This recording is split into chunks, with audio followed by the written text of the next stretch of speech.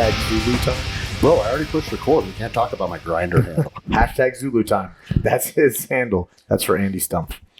All right, guys. And just like that, it sounds a little echoey today, but It is echoey, yeah. I don't know what's going on. We are in an echoey Airbnb, though. Yeah, and you can hear your fucking Malinois Oh, dude, she's going nuts. running around. That's part of it, though. Wreaking havoc in the makeshift studio. That's part of it, you know. Fuck yeah, dude. Cheers. We had a pretty busy weekend, and how we do it. Black Greg. Black Greg. You can't say black. You're like, I'm Polynesian Greg or something. I'm Islander Greg. Micronesian Greg. Micronesian Greg? Yeah. So yeah, we had the grand opening of Fieldcraft Survival Jiu Jitsu this weekend, and it was fucking awesome. Yeah. I came down here with Wil, my fucking brown belt savage, who is getting into, what do you even call it? Photography? Production? Media. Yeah.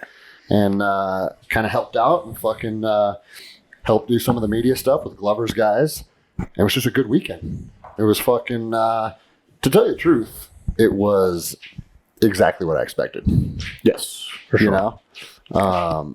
I know Glover always runs a fucking tight ship. Yeah. He always is dialed in and making his things come together the way that things should come together. He's got a good team behind him, too, that, like, fucking worked their asses off. Like, his team was there till, like, 11 o'clock at night. Yeah. Like, the day before. But if we're being completely honest, like, he came to us with interest of us kind of leading the Fieldcraft Jiu Jitsu program that he had envisioned Back in March. And we wouldn't be here right now if we didn't believe in him and know that he was a solid motherfucker. For sure. With a good team of people around him. And so that's kind of what led me to say, like, this weekend was kind of exactly what I expected. Yeah. You know? Yeah, for sure. Dude, if Lily keeps running around, I keep hearing her claws in the podcast.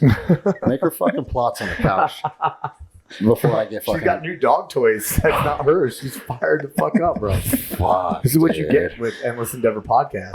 Okay. You get dogs, you get wildness, you get alcohol, you get weed, you get fucking chest feeding, you get ass eating.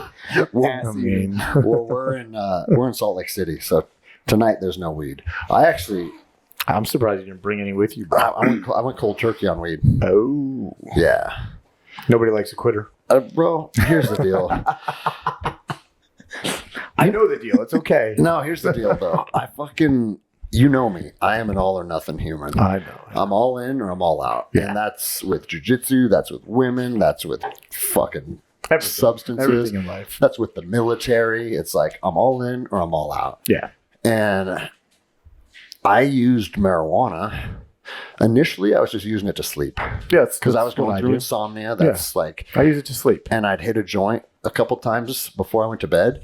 And then I was fucking out, bro. See, as soon as she jumped on the couch, silence. And now it's back to fucking ruckus.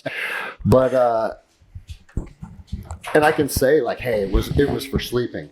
But it was also for just overall, I just enjoyed what it did for my brain. Like, it expanded how I thought about things. And then it got to the point where I could smoke a whole joint and not feel much. And I'm like, okay. And dude, you remember, we smoked one night and I fucking hit. You took a couple hits and our homies that we were with took a couple hits. And then I smoked the rest of it. And it's like. Dude, I need 2 hits and I'm good to go.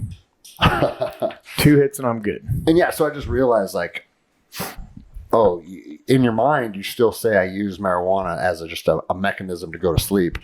But I'm smoking an entire joint. Right. Bro, I can't do this. I'm telling you. Like, you're not engaged with us. You're fucking engaged with her. Well, that's because you're worried about it. I'll leave her alone. Yeah, bro. You don't mind the claws. I just said that with things, we're all in or we're out. All right. If you're fucking out. If you don't mind the claws, then I'm good. All right, fuck it. Okay. We put out a good product every week. Listeners might have to listen to fucking claws on the ground. It's Belgian Malinois. It's part of it. And that's just how it fucking goes. I think they love you anyway. You give it to them. That's it. Well, me and Wil talked about it today because at the Fieldcraft event on Saturday morning, I mean, what did we have?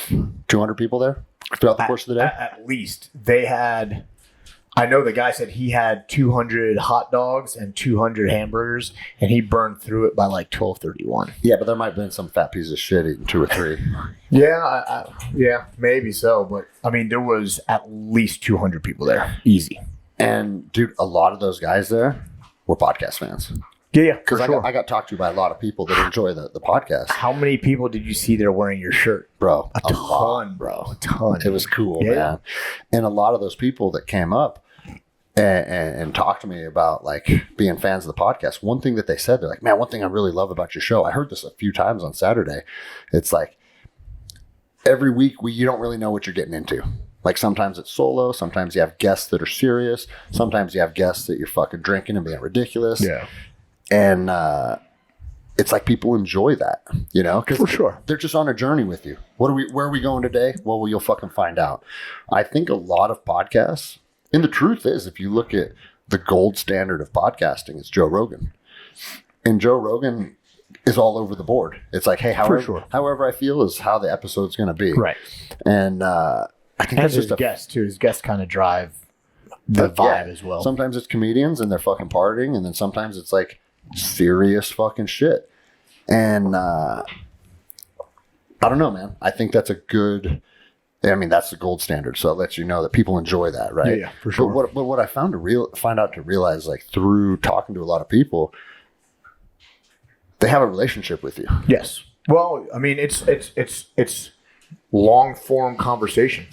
So they get in their car and they put on Endless Endeavor podcast, and they're more or less having a conversation with you for 2 hours. Yeah. And man, bro, it's not weird anymore because it's happened enough. But people come up to you, and when they introduce themselves, It's like they know you. they already know you. But it's not just that they know me; it's the energy that they come up with. It's like, dude, I fucking know you too. Yeah. Like we already have rapport. Right. There's no rapport building.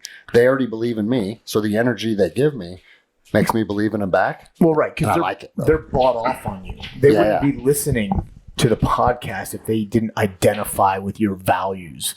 So they're bought off on you. So you're kind of attracting people of the same ilk. Yeah. You know? Yeah. And bro, there were some people there that it was kind of a whirlwind event where we're talking to a lot of different people and shit. But there are some people there that would make good podcasts themselves. Like that's that's one thing that's cool about this community of people. Man, the listeners are just as interesting as the people on the show. Yeah, there were some people there that were not too. No, I don't know, man. I think if a Fieldcraft survival event is something that's calling your name, you're probably a pretty cool motherfucker. Yeah, for sure. And I will say, like, the majority of people that were there were fucking super cool. But there were a few tactical, I don't know what you want to call them. Well, There were a few people that were like, bro, all right, stop talking all tough and hard to me. Stop trying to act like a super secret ninja squirrel. You know, like, just fucking be a normal human, you know? You know what's interesting about that is, like, I think there's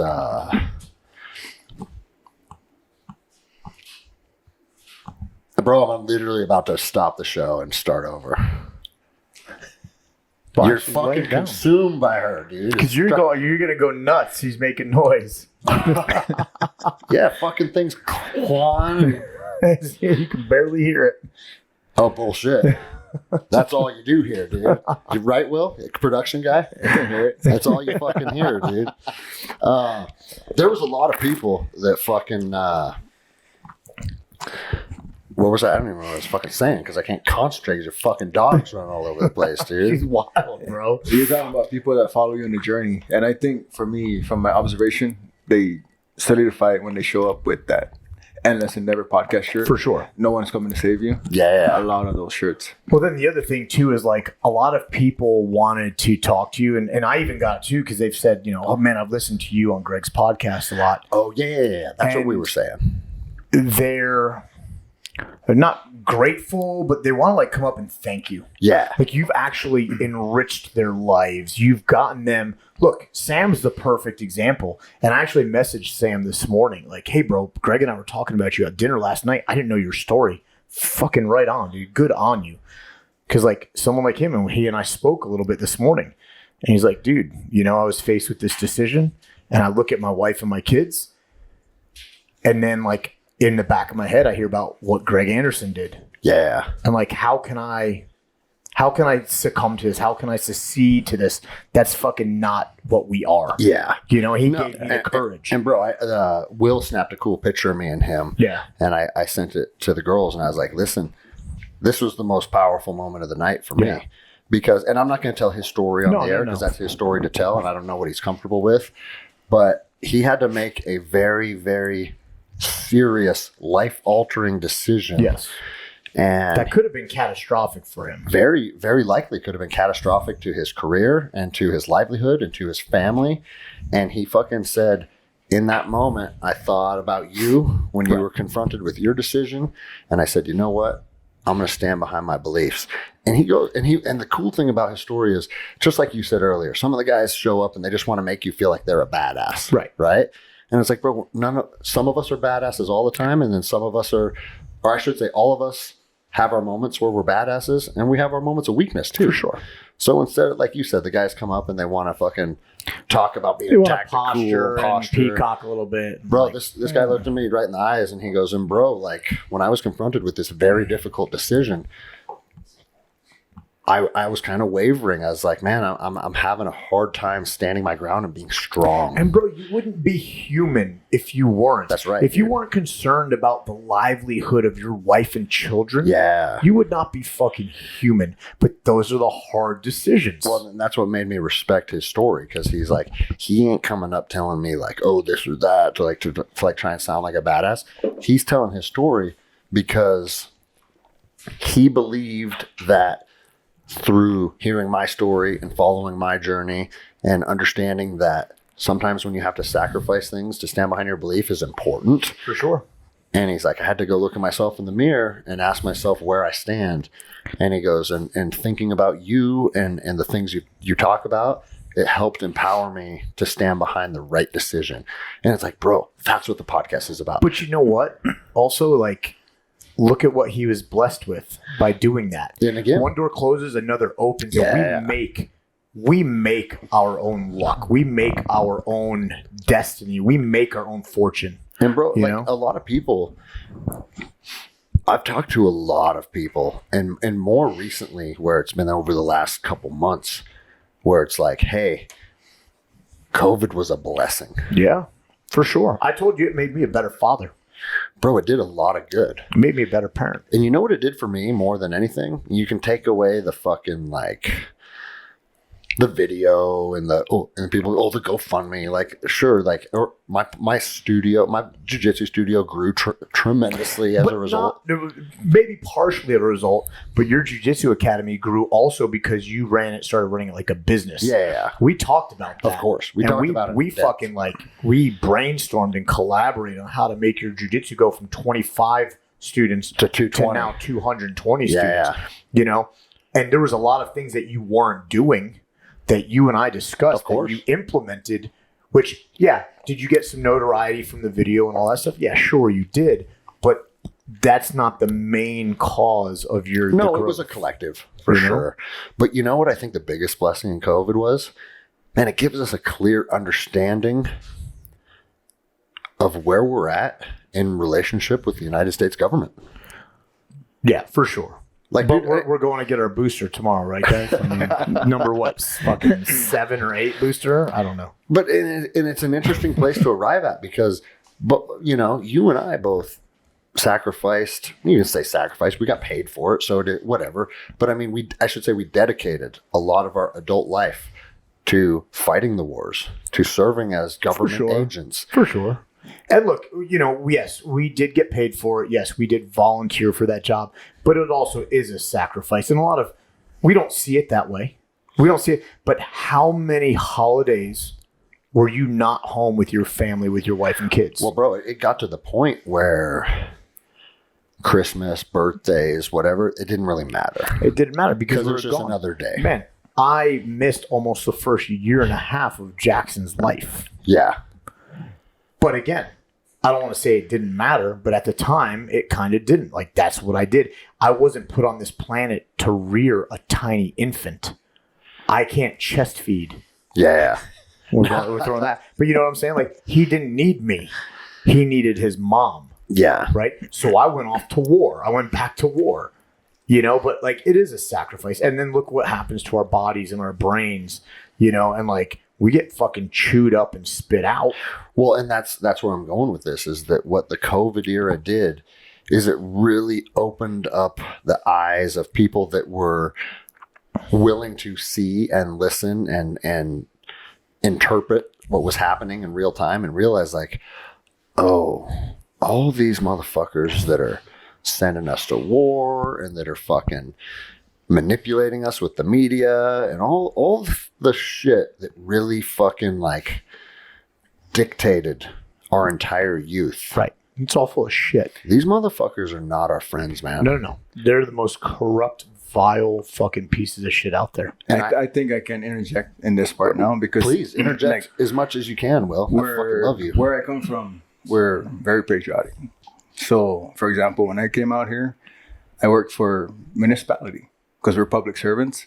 And for us, it's our due diligence to serve and you anything came from, in America. Tell the people where you grew up. Came from Saipan. So it's a chain of islands, Guam, and then heading north. We're north of Guam, about 45 minutes. And it's a Commonwealth. So we are U.S. citizens from birth because we adopted the Constitution in 1977. And we were raised to be patriotic. Everything is Chevrolet, apple pie, baseball, Boston Red Sox, fuck the Yankees. You know? A lot of our people joined the armed forces. So when I came out here, I mean, I'm not as badass as Mr. Anderson, you know, joining a service. Bro, you're a bad motherfucker. We are servants. We're public servants. Right. We like to take care of people. We like to build communities. We like to bring people together. And that's why I really enjoy working for a municipality. And when they started force vaccinating us, like you said, 2020 woke a lot of people up. Yeah.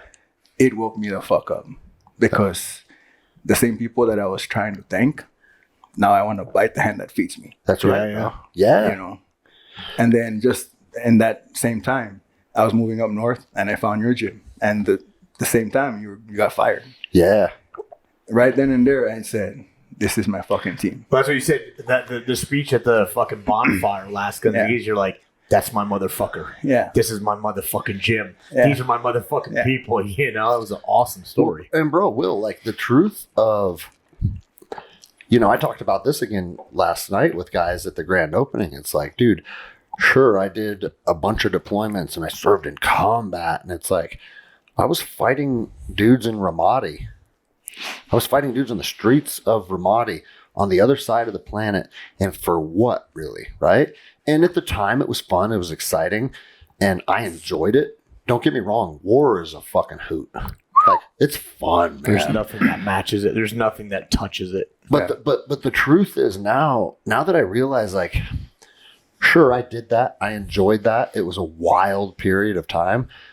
But what did it do as far as building up my family, my friends, my community, my circle?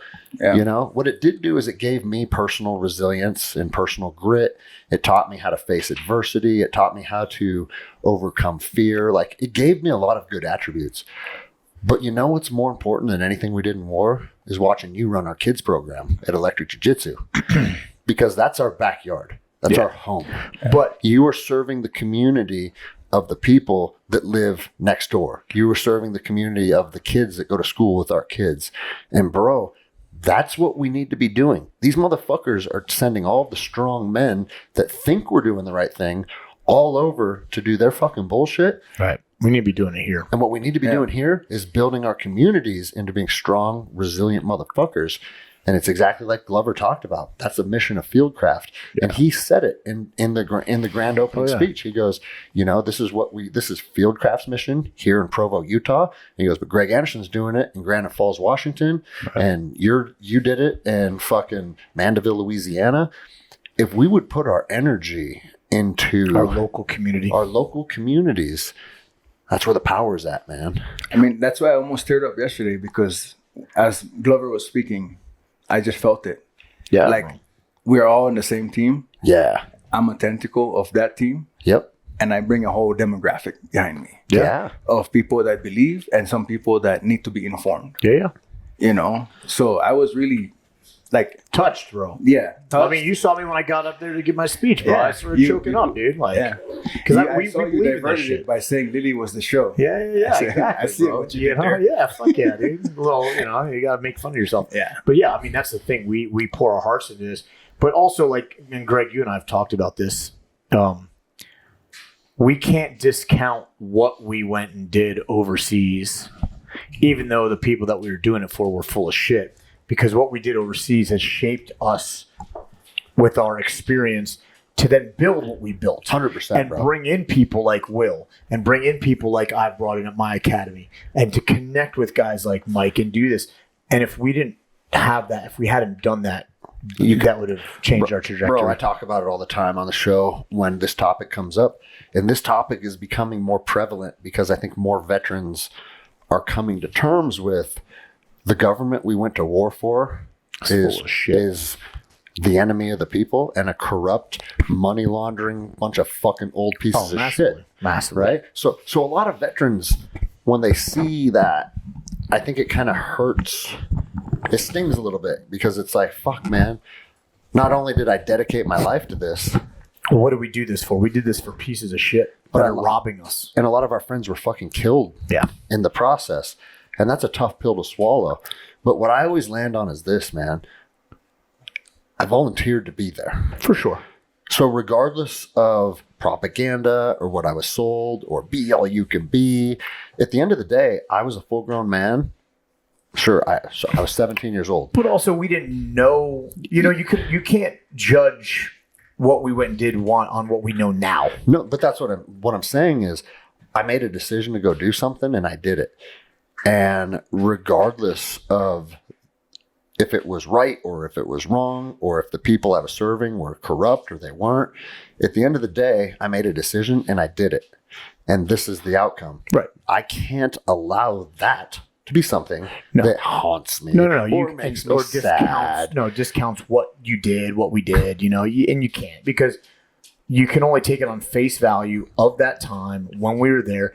And let's be honest, it's like they say in law enforcement, it's the facts and circumstances known at the time.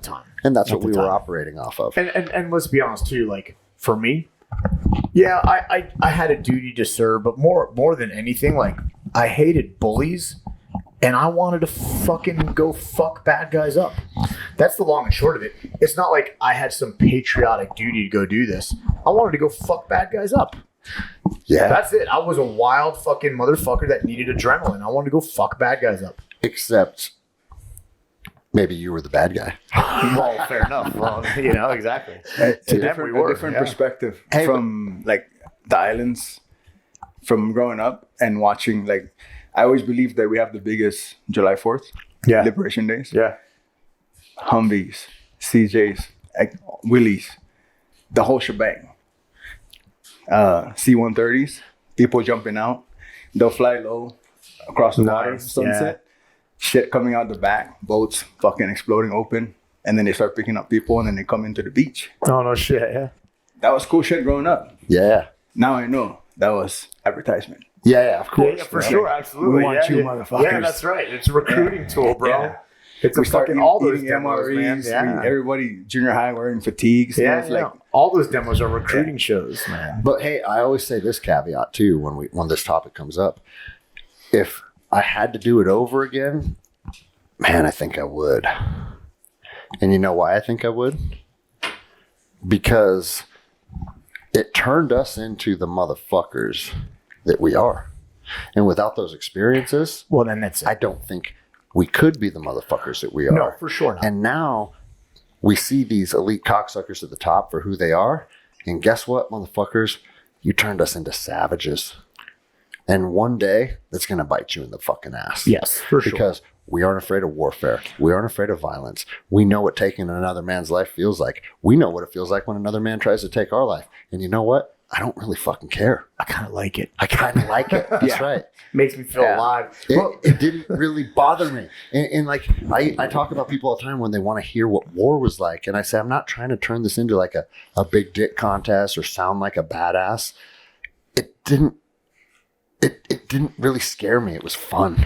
Well, I think I told you the story once that I was out in my street having a beer with my neighbor across the street. The kids are all playing in the street and stuff in my neighborhood. And my neighbor at the time was this world famous opera singer. He traveled all over the world singing opera.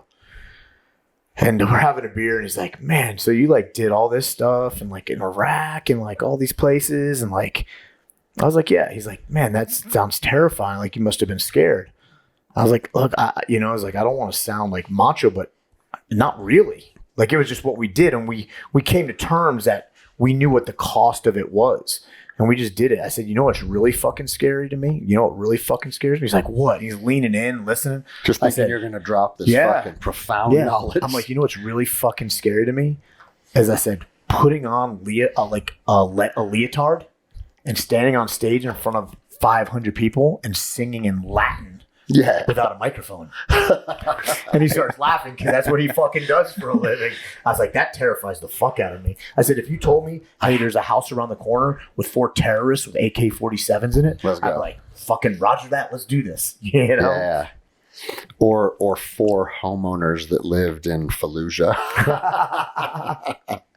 No, you told me that were defending their property. And I haven't listened to it yet, but Tom Satterley, who I have podcasted with before, not on my podcast, I did another one with him, and Mike Ritlin, who I did his podcast, Drop recently. Dude, it's a rad podcast with Tom. And you said like that was one of the topics of discussion is, hey, we went to another country with the intent of enforcing our fucking government's ideology onto people on the other side of the planet that don't follow our government's ideology, that don't feel that they don't hold the same moral standards and ethics that we do. Now think if someone came to America and said, "Hey, listen, I know you're not into this. I know this isn't what you believe. I know this isn't what you stand for, but trust me when I tell you our government is right and you are wrong. And we're going to make you live our way." Well, look, and the way they explained it on the podcast, the way Tom put it was amazing. And I have a little bit of a different view, having lived full time for 4 years, embedded in an Arab culture.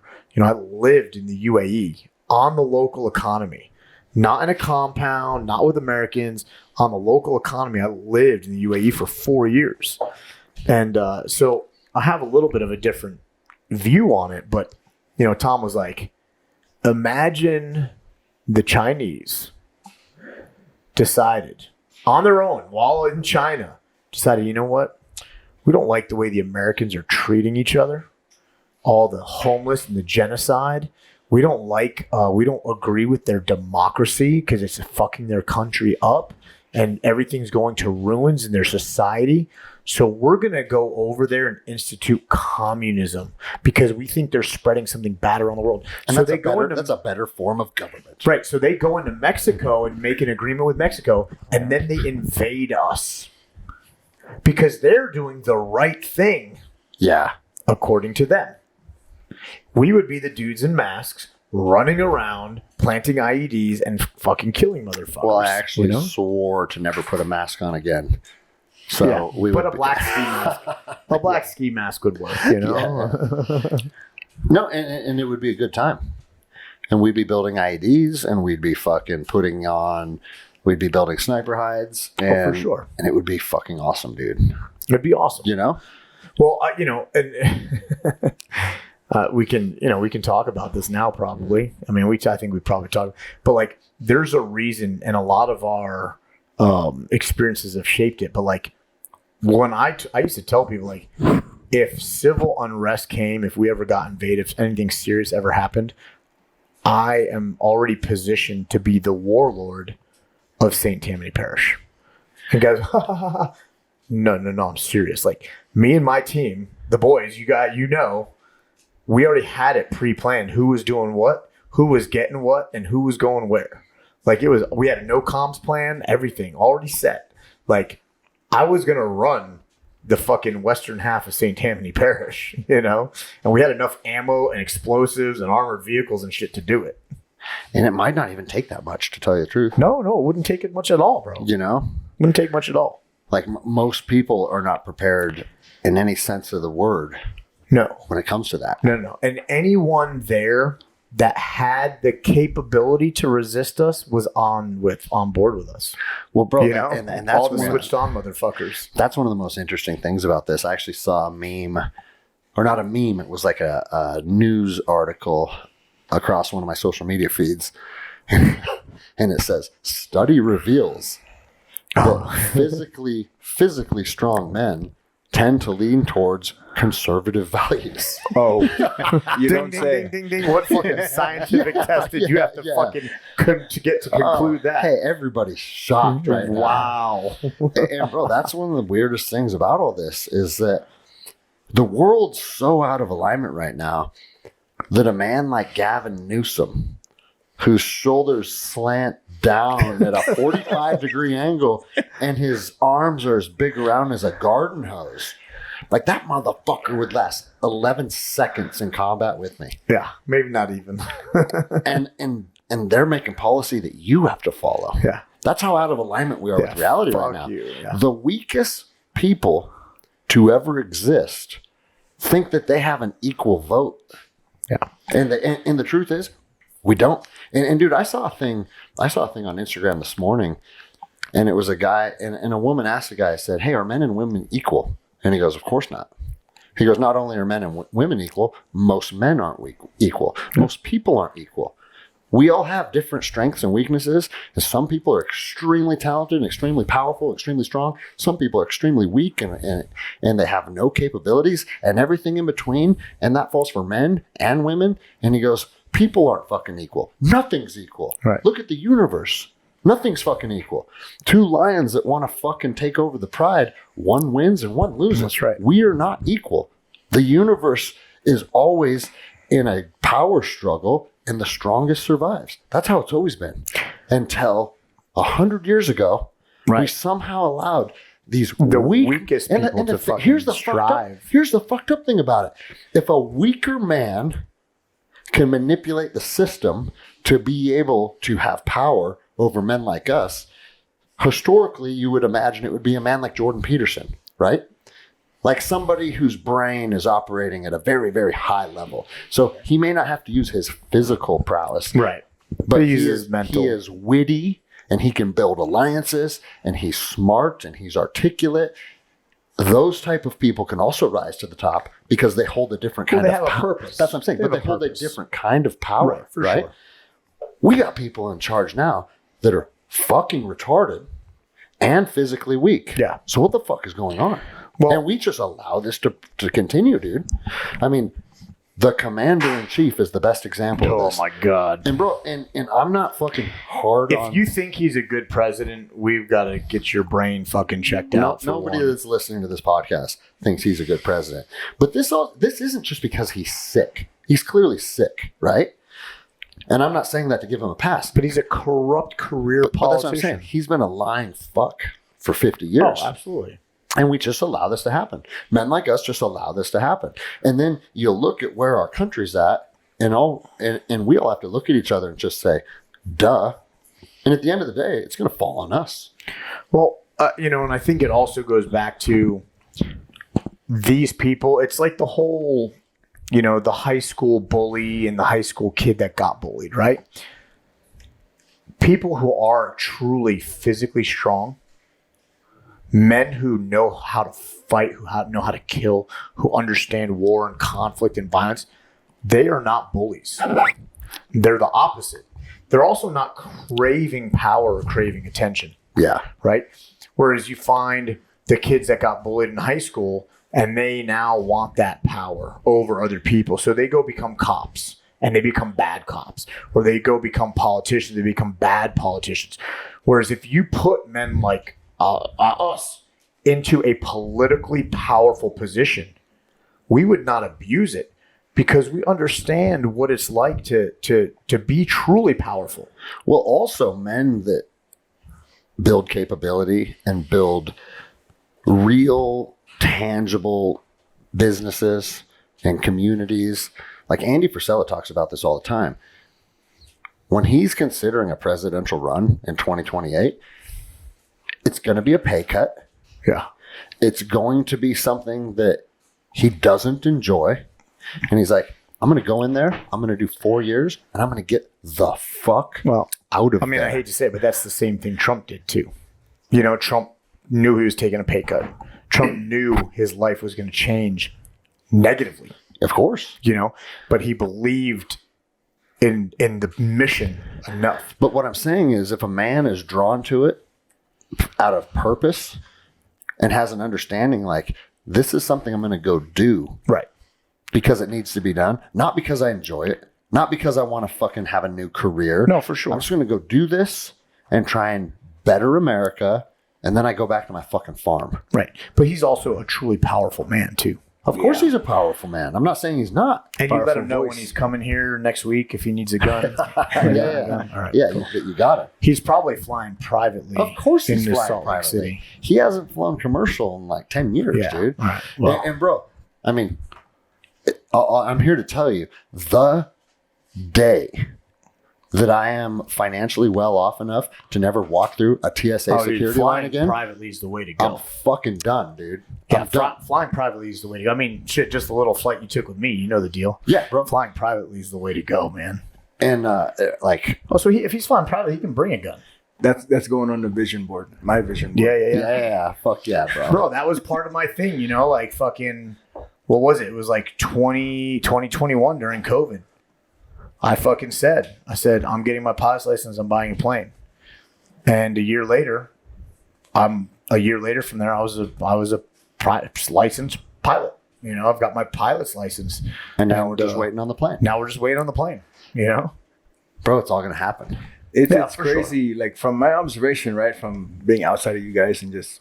Bro, you ain't outside of us anymore, motherfucker. You're in the circle, motherfucker. You're black gray. You're brown gray. It's just wild. Like the connections that we make, or from what you started, Greg Anderson, for those that cannot see us on YouTube. No video for today's episode. I didn't bring my cameras. Yeah, no, it's crazy because I see the connections. Like that guy the pilot. Yeah. You know, he flies fixed wing and rotary. Yeah. You know, and then you looking to do stuff like that. I know, right? And we connected all of a sudden.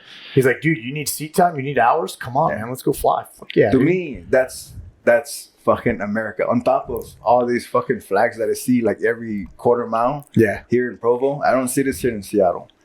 Like, if I see a flag in Seattle, I know that place is patriotic. Yeah. Over here, it's every fucking it's just a way of life. And they're huge. Yeah. Not no like small flags. They're big. Yeah, we're not talking big flags. 4x6 hanging in your off your fucking front porch. Yeah. People are putting fucking 40-foot flags up on poles that are 100 feet tall, That's dude. fucking rad, dude. Yeah. But I mean, I've been out here 2 weeks now, you know, and I haven't really ventured out very much, you know, like obviously most of my day's been spent at Fieldcraft headquarters. And I've got my couple little places that I go to eat and whatnot. But I mean, so far I love it, dude. And like, it's outdoorsy. The people are fit and active. You know, you get up in the morning and people are running everywhere. Everyone's running and everyone's riding bikes and biking and, you know, hiking and shit. A big farmer's market right up the street here. Yep. Like, and dude, the place is clean. The place is super clean. Because we actually, where were we going on? I think it was when we were linking up for dinner somewhere, but we ended up like downtown Provo. Yeah. Like it's beautiful. in the city blocks. It's beautiful, dude. Which is, and you're downtown and it's like not skyscrapers, but some high-rise buildings. Yeah. And Will like looks at me and goes, "Look how fucking clean it is here." Dude, it's beautiful. It's spotless. And that's how it always is. And here's the interesting thing. There are some zombie meth heads walking around. For sure. Yeah. Because zombie meth heads have just infiltrated the entire fucking country at this point. However, it's very clear that these cities, like, hey, this is a problem we're dealing with, and we're dealing with it. Yes. It's not just, hey, let them run amok and ruin everything for everybody else. There's no, like, unlike a lot of, like, Western cities, there's no tent cities here. Yeah. There's no places you're going to go and see them occupying public land with tents in their own little homes and shit, building little meth homes out of tents and plywood and shit. It doesn't exist. And bro, they can If they're homeless, they're fucking homeless, you know? And bro, they do that in Seattle on the fucking, they'll do that like in front of businesses and shit. Dude, it's fucking crazy. You know? Did you hear that California is pushing legislation that, because you know they said like people can steal stuff now, right? Yeah. I think it's up to $900 or something. Like they can steal stuff and they won't get prosecuted. I will kill you. Well, no. So check this If out. you try to steal something from me, I will kill you. Is it after those guys beat up that black Yes. dude? Yeah. They beat those fucking, it was a 7-Eleven and they fucking beat that dude's ass with, and when I say beat that dude's ass, he was fine. Yeah. Like if it was you and I on It's a top damn of him, broomstick. yeah, like he'd be dead right now. Yeah. Faggot. And fucking faggots. And they fucking are proposing legislation where if you defend your business by hurting another human being, it's an instant $20,000 fine. What the fuck are you talking I'd about? immediately move out of California. Yeah, bro. I mean, Fuck off with I that. can't. Here's the thing. Come to my house and enforce that fine. Because I'm going to fight you next. We'll My- drag Gavin Newsom up to Washington and use his arms to choke fucking Yeah. Jay I'm into. going to choke his arm. I'm going to choke his arm. Bro, I don't have a lot of merchandise in my facility because we sell geese and we sell Element electrolytes. Yeah. And that's about it when it comes to merchandise. But on my front desk is our little Element display, Yeah. right? If someone thinks they're going to come in to electric jiu-jitsu and take a single element that only costs $2 and walk out with it, you're fucking done, dude. Yeah. You're fucking done. And bro, like imagine people thinking that they get to do that to you. Yeah. Hey, Hey, take whatever they want. I'm going to take whatever I want.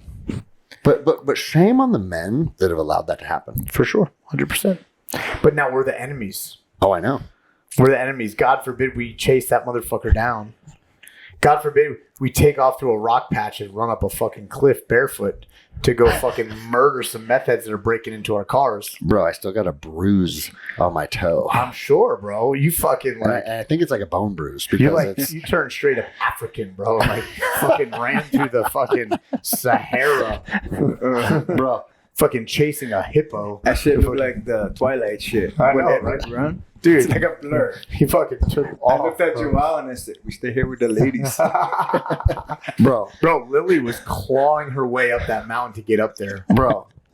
When I fucking and for listeners, it's not a cool story because I thought someone was breaking into our cars, and it ended up just being one of my homies that was up there. So it was a Setting a car, but he set the car Say alarm his off. name. Yeah. No, But he set the car alarm off, you know? Yeah. So all we heard was a car alarm. and so I was like, oh, and for people that follow the podcast, they know that I've had problems on my property with fucking Meth head stealing with shit. fucking thieves. And so I was like, yes, dude, Now's my time. I'm finally gonna catch this guy. Yeah. And I fucking start sprinting. And Rachel Anderson pulled me aside like a couple days later, and she goes, "That was the fastest I've ever seen a human being move in real life." And I'm like, "Yeah, I'm not good at a lot of things, but inside of 400 yards, I'm fast. you ain't You're in getting, trouble, you ain't yeah. getting away." And for anyone that doubts that, watch that fucking Instagram clip Of you chasing that dude down. of me fucking chasing that dude. Blasting him across the Yeah, road. yeah, here a funny story is like a dude I went through the police academy with. Part of the Washington State, and it's always changing, but when I went through part of the Washington State fitness assessment was a 300-meter sprint. Uh-huh. It's like a long run and a short run Yeah. and a bunch of other shit. And dude, 300 meters, I can turn it to 10 the whole time. The whole time. The whole time. Balls out. And I fucking smashed everybody. Yeah. And then one of the guys pulls me aside, like, "Bro, what the fuck was that?" So, what the fuck was what? I just run fast, dude. He goes, "I was a college sprinter." And I was like, "Oh, well, I'm just Greg Well, I guess Anderson." I'm fast. Yeah.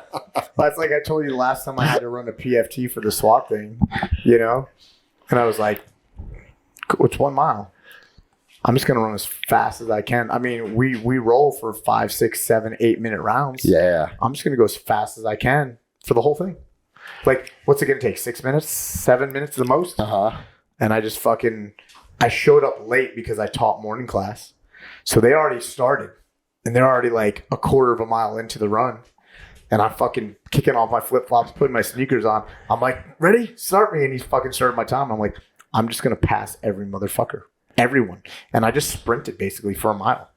And I think I got it in like 5:46 or something. Dude, running a 5:46 mile at 44 years old is fucking savage. And let me make a little caveat on that, because under 300 meters, not very many human beings are getting away. But over 300 meters, I ain't what I used to be. Oh, me neither. Trust me. But, Yeah. Dude, I just realized something. I thought it was that fan making that in the background. The fucking girls are doing laundry in the other room. Oh. You hear how quiet it is now? Yeah. So sorry, guys. That's what happens when you're in a small Airbnb in Provo, With Utah. horrible acoustics and a Belgian mountain wall. And you bring your family. Yeah. The girls have been fucking Doing teenage shit. doing teenage shit for the last couple days. I should have brought my laundry over here and done my laundry because I'm living in an RV right now. Fuck, dude, that's tough. Bro, I spent an hour and a half in a laundromat the other day and it sucked. Bro, yeah, dude, I can't It even was imagine. horrible, bro. I mean, dude, when I lived in Huntington, I didn't have and this was just a few years back, before I moved back up here, once a week in the laundromat. That's horrible, man. 39-year-old man. Like, Yeah. what the fuck am I doing, I dude? know, dude.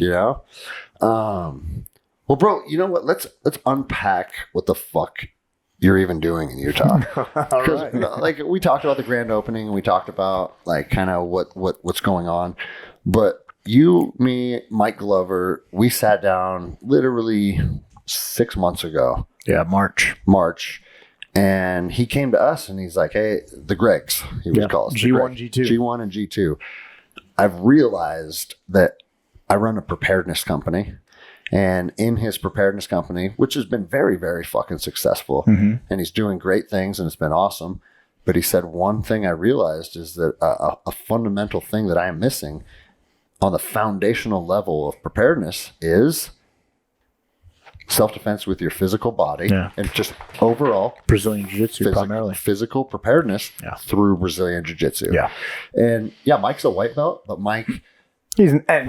He's a white belt now, but he has trained. Well, that's what I'm saying. He has seen the light. He did have his blue belt. And when you are, what do you mean he did have his blue belt? So he was a blue belt? Yeah, he was a blue belt. He's still a fucking blue belt then. Yeah, You can't take that. He's a blue belt. All right, you need to tell when he shows up. Yeah, I'll put his blue belt back on. Because there was Roger that. I tried to turn my belt in one time to Bouchesha. Yeah. And Bouchesha told me, you can't turn your belt in. Yeah, you are a brown belt. Yeah. But regardless, what I'm saying is Mike has enough experience to know the value of jiu-jitsu. For sure. But he also knows, as a white or a blue belt or where the fuck he currently is, he didn't have the capacity to launch a Fieldcraft Jiu Jitsu program. For sure. And us being homies with him, he said, hey, I think you're the guys. Yeah. And, we fucking thought about it because he's like, he wanted one of us to move down here, or I shouldn't say wanted, but he proposed that. Yep. And both of our jiu-jitsu academies are flourishing right now, making tons of money, building strong community. And life was easy. And life was easy, man. And it was also, for the first time in my entire life, my passion was making way more money than what I've ever done professionally. Yeah. And it's a good place to be at. For sure. And bro, I also feel momentum building, just like I'm sure as Vita started to become exceptionally successful, you felt. But you also knew that Mike was right and that the vision is correct and that you needed to fucking get on board with this. Well, ultimately, and I don't want to say I made this decision or choice selflessly, but that was a big part. Yeah. Right? The selfish part of this decision was I needed to get out of Louisiana. I didn't care for Louisiana. I'm not from there. I don't like the geography there. And I needed to get into a different spot. Are you saying literally just physically or mentally as well? Physically, primarily. Okay. I need to get out in the mountains. I need to go do shit, But, like also too, like hitting it off with Mike, having someone I can go do the hobbies that I love doing with. Yeah. The off-roading, the motorcycle stuff off-road, all the stuff outdoors. But the other side of the story is, and ultimately, Vita Jiu-Jitsu was never Greg Lapin. I didn't want it to be Greg Lapin. I wanted it to be the team. I'm just the guy who started. I'm just the guy who took the money and built the place. You know, I never wanted Vita to be me. It's the team. It's the collective. It's all the coaches. It's all the professors, and it's everybody who sweats and bleeds on the mats. However, I get it. There is a part of leadership. There is that one leader that sets the tone. Well, I was going to say, I think out of the gates, at least initially, or for a certain period of time, someone has to set the culture. For sure, absolutely. And I did that. Yeah. And I started over the last year kind of working my way out a little bit and letting a lot of other guys coach classes and stuff a lot more. And don't get me wrong, I was still in there every day training or coaching. But I relinquished a lot of that because I wanted people to train with the other professors, the other coaches. And now I get to build that again somewhere new. Yeah. And I've already been told by several jiu-jitsu people here that are somewhat new to this area, like, man, I have not found a gym. I've tried 2 or 3 different gyms. I've not found a gym that fits my vibe, fits my culture, that grinds the way I want to grind. And I get to build that here. You know, beyond that, looking like this allowed me to hire one of my best buddies, one of my black belts, and quit his job that he hated. You know, quit his job that he hated. He fucking hated selling insurance and always talked about wanting to own and run a gym one day. I'm like, hey, bro, here's your opportunity. You want to do this? And now he makes a good dude. We pay him a good fucking salary to basically work like 4 hours a day. Yeah. Class-wise. Now he's got a lot of other stuff on his plate. But, dude, he's living the life. He could live the life starting the gym up in Ohio. I'm helping get Thiago and his family the fucking immigration and the visas to get here, you know, and work to get their citizenship. Like, now we're using jiu-jitsu not just to enrich our lives, not just to enrich our students' lives, but to spread the wealth. And like looking forward in the future, like right now, Mike's vision is to scale this next year and do a Fieldcraft outpost with gym, with jiu-jitsu, with pro shop in Denver and in Phoenix. I'm the guy in charge of those gyms. I'm the guy in charge of building those gyms out. I'm the guy in charge of hiring a professor or coach for those gyms. I'm the guy in charge of doing the curriculum for those gyms. Well, who do you think I'm going to turn to? Yeah. I'm going to turn to people that I know and trust, that I know have a good foundation of not just jiu-jitsu, but culture, family, the right vibe, the right mentality, and that I can trust to run a program. I don't care if you're an 8-time world champion. If you can't run a business and you can't show up early enough to clean the place and make sure it smells good, then I don't give a fuck. I don't want you. Roger that. You know? So now I'm like looking at my purple belts and brown belts and being like, look, I can fucking... Who's going to be the guy? Yeah, who's going to be the guy? You know what's crazy is it's like, I'm turning 43 next month. I'm not that old, but I'm old enough to where I'm already looking at my team and trying to figure out who's next. Bro, me too. Dude. Because that's how it works. Me too. Look, and like I said this to Schiff. Chris Schiff, man. You know, like one night before I left, he was fucking texting me late at night, and I could tell he was all in his feels, bro. Like he was like, man, I was out walking my dog, and I was just like, the fucking gravity of the situation kind of hit me. And I was like, fuck, man, I'm losing one of my best friends. I was like, you ain't losing me, dude. I'm just moving to a different location. That doesn't change our friendship. And here's the deal. Guess what I've already been thinking? Because you're going to be a brown belt soon, motherfucker. Yeah. I was like, in a year's time, when you're a fucking brown belt with a year under you, and I'm opening up an academy in Denver or Phoenix, who am I going to turn to? Yeah, bro. Who am I going to turn to? I don't need a black belt to run every academy. But at some point, you're gonna be a black belt too someday. You know, it's like, hey, Will. The fucking vision's already happening. Bro, but that's what I'm saying. I'm like, you know, like for me, it's like, Greg, I'm opening up an academy in Denver, man. Talk to Will. Talk to Tyler. Do they want to move?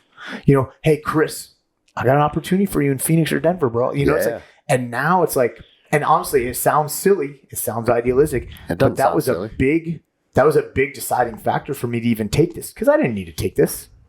I didn't need to take this job to make money or be successful. I was successful where I was. I had a good deal. I had a good fucking life and a good deal. Yes, I was selfish in that I didn't want to live in Louisiana anymore, and I wanted to live with mountains and geography. That was the selfish part of it. But, you know, like, for me, like, I'm getting a salary here. I'm not getting paid any more than I was getting paid in Louisiana. Mm-hmm. You know, and there's some risk definitely with this. Like, what if this doesn't work out? Yeah. What if I don't vibe here? I haven't worked for someone else in 6 years. You know, so it's like, there was definitely some risk. And I say that very often. Like, I would never work for another fucking man again, no matter what period.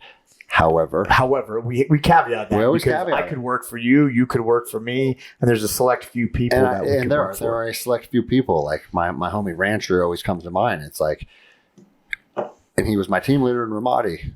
To this day, if he called me, he's like, "Hey, I need you here to do this." Roger that. I got to go and I got to do that. You know, right? Glover's one of those guys, man, for sure. And it's, you know, it's not that Glover's your boss. No, it's that Glover is part of a movement that is bettering America, and he believes in us. Right. So why not hop on board with this? And we talked see about what the fuck happens. And I talked about this with one of the guys the other day, and Mike is the same way. If Mike came to me and said, "Greg, you're dropping the ball on this. I need you to do this, and you're not doing it. Hey, Roger that. Sorry about it. Won't happen again." Yeah. That's boss to Greg.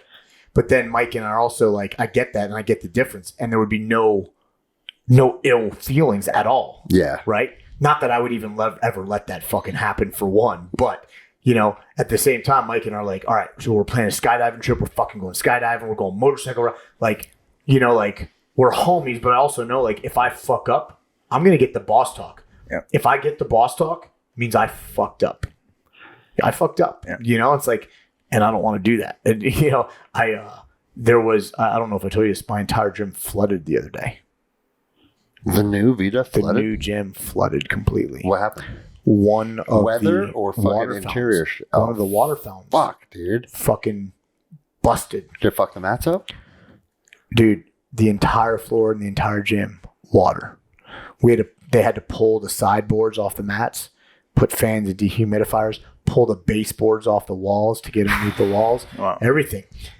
And it gives me anxiety, and bro. Fucking, they, you know, our morning coaches, awesome dudes, and they got it started. They brought in fans and they started popping the wood off, and they called Casey, let Casey know. Casey told me, and she called up Eric, the guys called up Eric first, but I guess they didn't like make it seem like it was that big of a deal. Like, oh, we got it, it's taken care of. So Eric was under the impression that it was taken care of. And it was a miscommunication. Eric didn't gaff it off. It was just a miscommunication. But I called Eric up and I'm like, hey, bro, I hate to have to be your boss, but you need to stop everything you're fucking doing right now and go to the gym. Yeah. Because Casey's there right now. And it's fucked. And she's going there right now, and she's got a grocery pickup. She's got all this other shit to deal with the house and the kids. And you're the guy getting paid to run the gym now. You got to stop everything you're doing and fucking go to the gym. And I don't want to have to say that to you. He's like, fuck, man, I'm so sorry. Like, I didn't know it was that big of a deal. I thought it was already cleaned up. I said, no worries, bro. I get it. Like, it was a miscommunication. That's why I'm telling you it's not good. It's like fucked up over there. But like, I get that. And then we talked later. He's like, bro, I'm so sorry. You know, and there's no ill feelings at all. Like, it was a miscommunication. We got it sorted. It's fucking done, you know? And so I get that. But yeah, the other side of that is too, let's say it wasn't a miscommunication, right? If I fuck something up, I actually expect you to call me out on it. For sure. And that's okay. For sure, absolutely. That's actually not a bad thing. That's a good thing. It's a good thing. We're holding each other accountable. Yeah. You know, you should want that, regardless of if I fucking work for you or not. Right? You should want that. Yeah. You know, it's like Glover said it yesterday. It's like, if you're part of my circle and you're fat, I'm going to pull you aside and say, hey, what the fuck? Right. And that's not because I'm fat shaming you. Maybe you're fat shaming him a little bit. That's okay. Because fat shaming is not a bad thing. Oh. But it's like, hey, I'm actually just trying to make you a better person. That's right. That's it, bro. That's right. You know? If I didn't give a fuck about you, I wouldn't say shit to you. Yeah, that's right. Plain and simple. I just fucking let you go about your fucking miserable life being a fat piece of shit. And let you get arterial sclerosis and die of a heart attack. That's right. Fucking go. Get off my planet. Stop breathing my air. Accountability. I love it. That's what Wil said. That's what Wil said at the grand opening. Dude. One dude, and inevitably this happens at every training session, thinks he's in a UFC championship level fight and just was turning it up to 10. And what people don't realize is if you don't know how to fucking fight and grapple and you turn it to 10, going harder doesn't make it any you're going to better. be gassed in 10 seconds. And Wil's like, hey, stop stealing my fucking oxygen. You're breathing so hard, you're stealing everybody else's oxygen. So, you know the dude Lachlan? I love that dude. Dude, I love that dude. Wil even said, he's like, Awesome. that's good. That's Lapin's. Yeah, yeah, Daniel. He goes, That's he's like, that's Lapin's I fucking called it. guy right Well, there. I told him, I was like, here's the deal. You're not allowed to ever go anywhere because Yeah. I'm going to build you into a fucking savage and we're going to run this place together. So So that's one thing that's fascinating is when you meet someone that you know, they already bring good vibes to the table. yeah, He brings a strong physical body to the Yes, table. absolutely. And he brings a good mindset to the table. Yes, for sure. You don't know how to do shit for that guy except Yeah. teach him how to fucking do a choke. that's right. And, You know? and so Lachlan and I have known each other now for a week, Yeah. but dude, he fucking helped me build that floor. He's the MVP of building that floor with me. And we were spending hours a day together. Is he employed by Fieldcraft? No. So how did he come into the picture? So he moved out here from Long Island, and I'm paraphrasing. But he moved out here from Long Island. You met him a week ago. You don't know all the details. Yeah, exactly. He got out of like a toxic relationship. I think he made a little bit of money on the stock market. He moved out here the same time I did. So 2 weeks ago now, his aunt and uncle live out here. So he spent some time out here. He kind of knew the area. And if I'm not mistaken, he's trying to go into, I think it's SF guard, Okay. which out here would be 19th group. And I think there's a 19th group out in this area. Talk him out of it, dude. And, How's he going to be your jiu-jitsu wingman if he's going through the Q course? Well, that's what we talked about. I already talked to him about that, you know? How old is he? He's 29. He's 29 years old. I mean, he's kind of on that Bro, cusp. and if he wants to live that dream, I don't want to take No, that from him. that's I what I'm want to saying. help him, you know? Yeah. And I want to help him. And so he fucking packed up and moved out here, bro. And the way he got connected with me is he got hooked up with Devin, Tactical Cowboy. Yep. And he's been training over at their gym at PRG, Performance and Recovery Group. Which is inside of The the Fieldcraft headquarters. Yep. And he's been doing shooting training with Devin. Okay. And we met, and he's like, "Dude, I've got no job. Like, You're like, I'll fucking give help you a out. job. I'll Start fucking help making you the out." subfloor with me. Yeah. And bro, he was hammering away with me. And the thing is, too, he's smart. Like, he's got street smarts. He knows. So, like, I told you the first day, I gave a group of people like a very, very specific, this is how it needs to go. I've got a meeting for 30 minutes. You guys can keep doing this. This is exactly how I want it. And I gave him a whole example and I showed him. And then I came back 30 minutes later and it was all fucked up. I was like, sorry, rip up those 2 rows. Rip them up. You guys fucked it up. Yeah. You know, it was pretty simple instructions too. It's not hard. But Bro, if you hadn't done that, your mat room would have been fucked up for eternity. for sure. Oh, absolutely. But Lachlan switched on. So I show him something once. And I'm like, dude, I'm sorry. I want to help you, but I got to go and sit in this meeting. Bro, I come back and it's fucking done. Yeah. I'm like, this guy's fucking switched on. Dependable. Yeah, he's dependable. Yeah. So like we're new in our friendship. But I like the dude and I care about him already. And he's like, man, my one habit, my one vice I need to stop. He's like, I'm smoking. So he smokes cigarettes. Why? And he's like, I fucking hate it. Is it Marlboro? Marlboro? Yeah, I think so. Daniel I smokes think so. Marlboro. Yeah, I think so. Yeah, bro, I think it is. I think it's Marlboro, bro. And he's like, Fuck yeah, he's you like, give I him hate the it. RV, he'll be there in the back of the gym. Yeah. He's like, I hate it, bro. Well, stop. If you And that's what I said. I said, stop. He's like, I know. So I rolled with him the other night, and I made it kind of miserable for him. Yeah. And I said, how's that smoking treating you?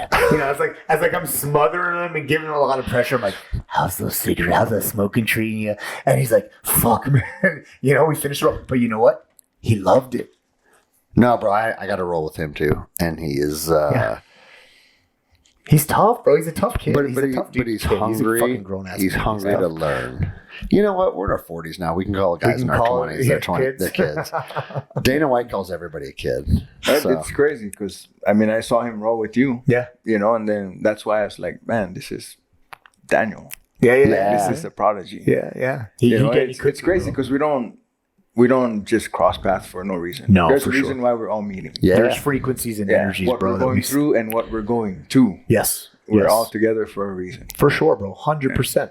100%. You know, it's like even right now, you know, like I met you a couple years ago up at the academy. And like over even like, and we've never hung out a ton, but we hang out and we chat and bullshit when I'm up there. Yeah. And now you're here and we've built a friendship off of that. And how many other guys at the academy do I not even know their names? Yeah. You know? But like, and that doesn't mean they're bad dudes. It doesn't mean they're not good dudes. It's just like you find that energy and that frequency. It's like Stanaway too, man. Like Stanaway, like I don't know Stanaway that well. I don't know you that well. If you called me up or if Stanaway called me up and said, Greg, I fucking need help with this. We'll go to and war. Big Greg's gone. Hey, roger that. I'm coming, dude. I'm there. You know? Well, bro, and that's what when me and Will talked about this, to come down and just help out with media, right? And I text Glover because I was like, hey, I got a guy that does media that wants to help, right? Because he already has his media teams, right? Yeah. But Glover's like, dude, a friend of yours is a friend of mine. Of course he can. His response was almost like he was offended that I asked. For sure, absolutely. You know what I said? Absolutely. But then Will said, and also, dude, I want to build my network. And it's like, there you go. That's what this trip's about. Absolutely. And that's what all trips are about.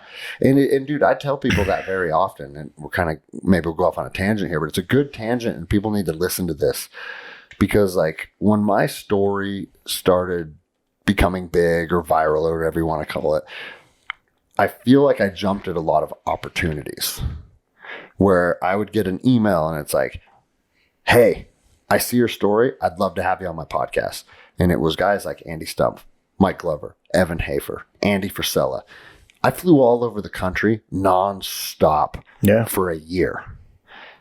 And now all that's paying dividends. For sure. You know? And like a lot of people are hesitant to fucking like kind of put it out there or jump at an opportunity. And if you don't ever jump at an opportunity, you're just ensuring nothing's going to happen. Well, and then again. And so here you are. Here I am. Moving to Utah. Like, you know what I'm saying? And I'm not going to say I didn't take this decision lightly. I deliberated over this decision for months and months. I basically relinquished my very successful academy that I loved being at.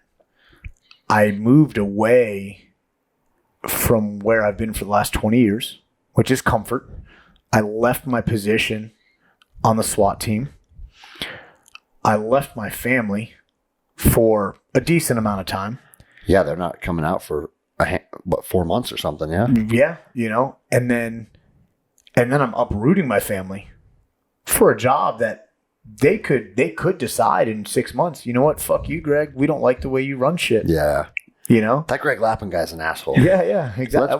Let's bring in somebody nice. Yeah. Let's bring in somebody nicer than Greg. People wearing their shoes on. Yeah, no, not even that, bro. Hey, you know what? Mike's gonna pull you aside, and have a conversation with you in 6 months, and it's gonna go like this. You ready? Hey, Greg, listen, man. We brought you out here, and we had high hopes that it was gonna work out for you, but we saw you absolutely berate somebody and throw him out of your gym. Because he had a white gi top on and blue pants? Oh, fucking out. Done. Get the fuck out of my gym. And that's just not congruent with our values. Right now, to all the listeners, if you show up to my academy with an unmatching gi top and gi bottom and it doesn't match, just turn around and walk out the door. Or buy a gi. It's so funny, too, because like I get so mad, bro. He gets so mad. And in my academy, man, I get so mad, and it's like you want me to be mad about it. I do. I want you because I can't. I can't believe that we're so similar in most ways. I can't believe you let that go. I just don't care if people's gi tops match their gi bottoms. Oh my god! And one of my black belts, that's usually his uniform. It's black belt marked, right? Yeah. And he comes up to me. He's like, "Bro, one of your fucking black belts is in a mismatched gi." Bro, it fucking irks the fuck out of me. And I'm like, dude, you know what? Decorum. I'm like, you know what, dude? Mark's been a black belt longer than me. I don't fucking care, bro.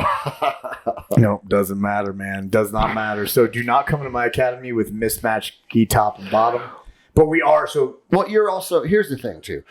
You're setting a standard. You're setting a uniform policy. We're setting a high standard. And you're, but not all a reasonable of this standard. is established out of the gates. Yes. Right. And a lot of academies, maybe not a lot, but there's plenty of academies that establish a uniform standard.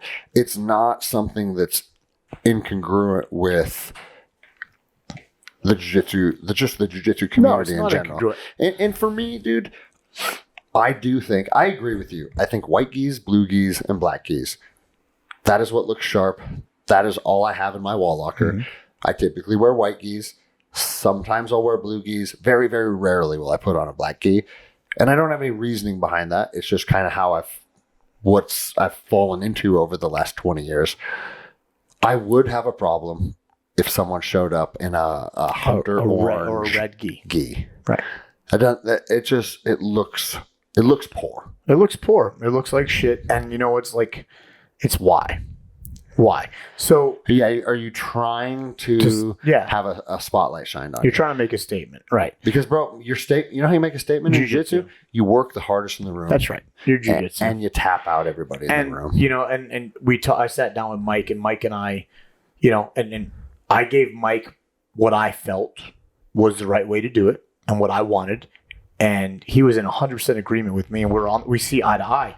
And he's like, look, you go to your unit and you get your issue gear, and everyone on the team wears the same camis and has the same kit and the same unit patch, and that's what this is.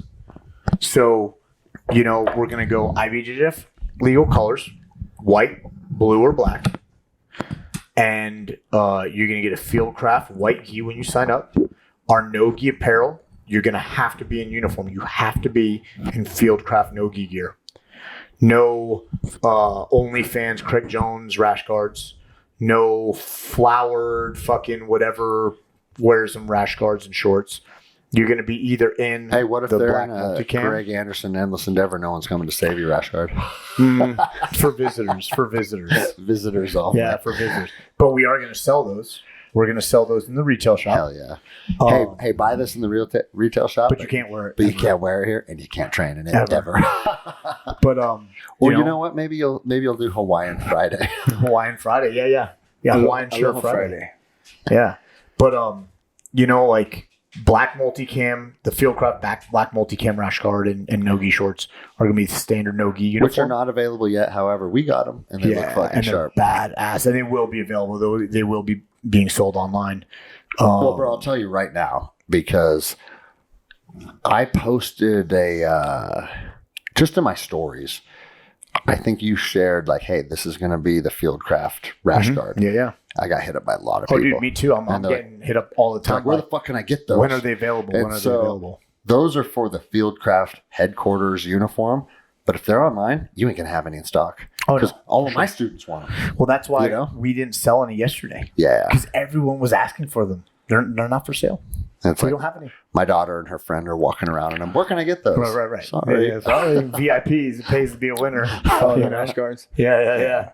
But it's like, hey, you want it? Sign up. Yeah. And then we do have a set for the competitors. So we have black no-gi shorts coming with just a little gray Fieldcraft logo, and black rash guards where all the Fieldcraft logos are ranked colors. Yeah, that'll so look it sharp. meets the IBJJF requirement for your rank, so they can compete in those rash guards and no-gi shorts in IBJJF. Are you going to do a white one for white belts, like an overall white one with black lettering? No, it's black with the big white Fieldcraft, the big white flame. It meets the 10% requirement. You have to have 10% of your rank on your rash guard. Yeah. So it meets the 10% requirement. So it's black with white, black with blue, black with purple, black with brown. And the black ones for black belts have red. Oh, really? It's a red flame and red Fieldcraft. Dude, because you can have 10% in red as a black belt. It looks badass. I bet it does, dude. Yeah, it looks badass. I know. Casey designed all of them. Mm-hmm. Fucking radical, dude. Yep. Yeah. So we'll be getting gis in with all the Fieldcraft stuff. They'll get them when they sign up. We'll have some gis in the retail shop for them to buy, different, higher level gis, origin gis as well. And the academy goes live tomorrow. Yeah.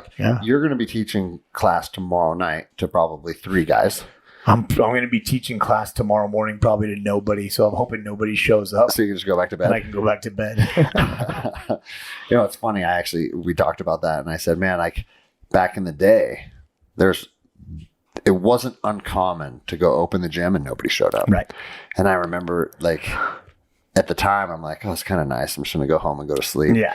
And bro, there's a 0% possibility of that ever happening again. No, for sure. Absolutely. And good. Oh, it's awesome. You know what I mean? Bro, I hated nothing more than going to the gym and then no one showing up or one person showing up. Yeah. I hated nothing more than, dude, I remember when I started Vita, because I started early morning classes at Vita. And, bro, I'm there one morning. It's early. It's cold. It was like winter time. And I'm fucking tired and beat up and banged up. And my class at the time started at 6 a.m. And it's 5:55. And I'm like, yes. Oh, yeah, I already know what you're going to say. Like, no one's coming. You know what's a lot worse than no one coming is one person coming that doesn't have good training vibes. So this guy is one of my purple belts now, and I love him.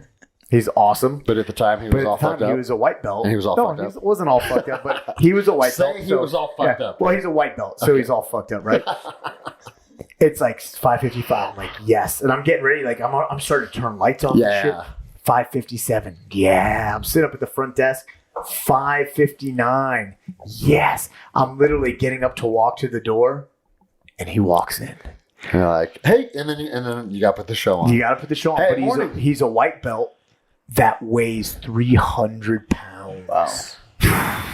And I'm like, oh. So I'm literally like, sorry, bro, you're working on the dummy today. Yeah. And I had a big grappling dummy, and I pulled him out on the mat, and I gave him a whole bunch of drills that he was going to do on the grappling dummy, and I wore his ass out for like 30 minutes, and I was like, that's it for today. I wasn't as good as you, bro, because I had a one-on-one, and it was Sean Baker.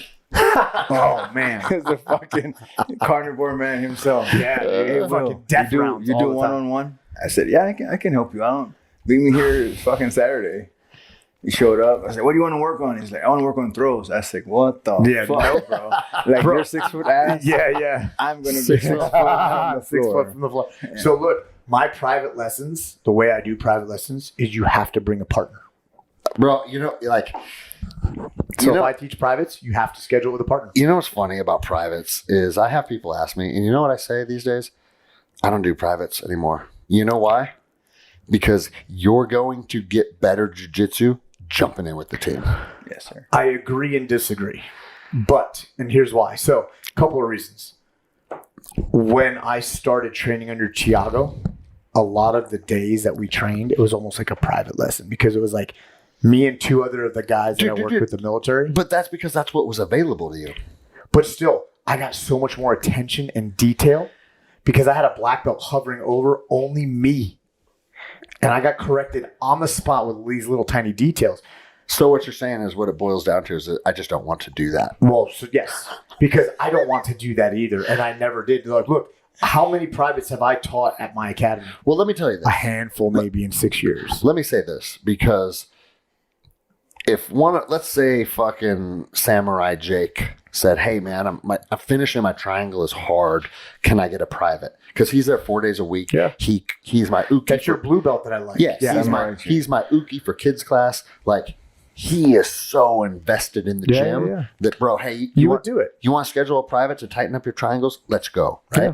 But in my experience, typically the people that want to ask for privates are people that don't want to invest in the team training. Oh, see, that's not how it is at my academy. And if you don't want to invest in the team training, I don't really want to invest in you and I agree for with $120. That. Yeah, no, and I agree with that. So I don't do only privates. Like, I've had a couple people come to me and be like, do you guys do privates? I'm like, yeah, just, you got to sign up for a membership and then you can schedule a private. No. Oh, well, no, I don't want a membership. That's exactly what's been presented to me. No, hey, you know what, dude? I'm older. I got an injury here. Nope. I'm not interested in getting on the mats with all these young, crazy guys. I just want to learn some jiu-jitsu. I'm not your guy. I agree with you as well. Okay. I will not do it. I've turned people down who wanted to pay me for private training, but didn't want to join. As have no, I. yeah. No, I won't do it. Now, that being said, I think private lessons are a massive value add to sharpen your game. The other thing is, and then I just recently realized this because I was doing the math on it. At what I charge, if you teach 3 privates a week, that's 3 hours. 3 hours a week.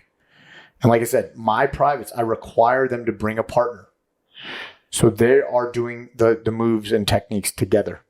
And I'm standing on the outside and adjusting and moving. And if they need to feel something, I'll hop in and I'll let them feel it. 3 privates a week, you're making like another $12,000 a year. Which is pretty good. Which is really fucking good. But also, like, the more I start to dive Wheels down, are spinning. the more I start to dive down 3 hours, bro. These rabbit holes of different things of entrepreneurship. Like, bro, I make more money selling T-shirts than I made as a police officer now. Yeah. Which sounds crazy, right? But it's all mindset. And it's all like thinking bigger than if you would have told me, hey, bro, you can sell shirts to say no one's coming to save you on it and make more money than you make as a Port of Seattle police officer. Like, you're out of your fucking mind, right? But it's the truth. Yeah. If you invest and you push and you do the right things and you, most importantly, you put out a good product and also you fucking support your customers. Like, bro, and Jenny's a fucking rock star at this. Yeah. Like, every once in a while, we'll get people that are like, hey, this shirt showed up and didn't quite fit or this or that. And you know what we do? Take care of them. For sure. Absolutely. As you should. You know? Vortex model. Yeah, exactly. Dude. The Vortex model. I had a guy text me the other day because my number's private. If you go to Electric Jiu Jitsu, that's my cell phone. And he texts me and he's like, hey, man, this is kind of a weird text, but I bought one of your shirts the other day and I got the tracking number. And then I realized I put the wrong address in. And that's my bad, bro. What would a lot of businesses do? If it's your bad, that sounds like your bad. Bro. Order another one. I said, bro, I'll get you your shirt in the mail tomorrow. Thank you for supporting us. Take care of people. For sure. If you build a brand that puts out something that's quality and then you also take care of people, bro, you're going to fucking make it. Absolutely. Because that's what people are looking for. That's what people be authentic. It's just one shirt. As we know it, it's sacrificing for the greater good. Yeah, bro. For sure, man. One thing I wanted to talk about on privates because you got my wheels spinning a little bit. Because one thing you said is like, hey, this guy showed up and he's 300 pounds. And bro, I don't want to roll with you if you're 300 pounds. Not because you're 300 pounds, but because I did 10 rounds last night with Wil and Jordan and Tyler. Well, you were sleeping. That's why I don't do privates by myself. But that's what I'm saying. So, and it's not just privates, it's class in general. Because, bro, when I was 25, I rolled 6 days a week. I'm coming up on 43. I roll Monday, Wednesday, Friday. Those are my days that I do live training. But I coach outside of that because and you're I still own an demoing. academy. You're still hopping in there with some new people. If there's an odd person on the bro, mat, I'll get my younger guys. And you know what's funny is the younger they are, the more disappointed they are. Like Hayden, for example, who's 16. Hey, professor, you want to get around? No, I don't want to get around because it's Tuesday. I don't roll on Tuesdays. And he's like, you can just see like this overwhelming disappointment. Like I just fucked their day up, right? But this is what I say.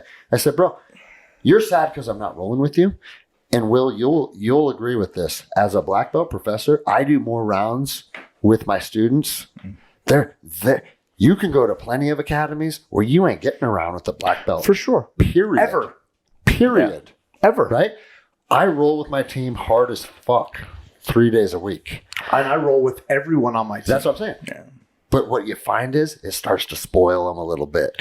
For sure it does. Because then when you say no, it's like it's a problem. Yeah, I know. No, I know. And like, because look, I'll get the same thing, and like they'll give me that face. I'm like, don't look at me like that, motherfucker, because I beat the shit out of you last night. Yeah. And you know what? Tomorrow night, I'll beat the shit out of you again. Or something I'll say very often. You know, like, tonight with a plan. Yeah. You know, like I was like, hey, when I was rolling and fighting people to the death last night, where were you? Yeah. Oh, that's right. You weren't fucking here. Or like at night class, they want to roll with me, and I just fucking trained hard as fuck at lunch. Yeah. I'm like, oh, that's funny. At 11, when me and Raposo were doing fucking death rounds, where were you? Yeah. Oh, that's right.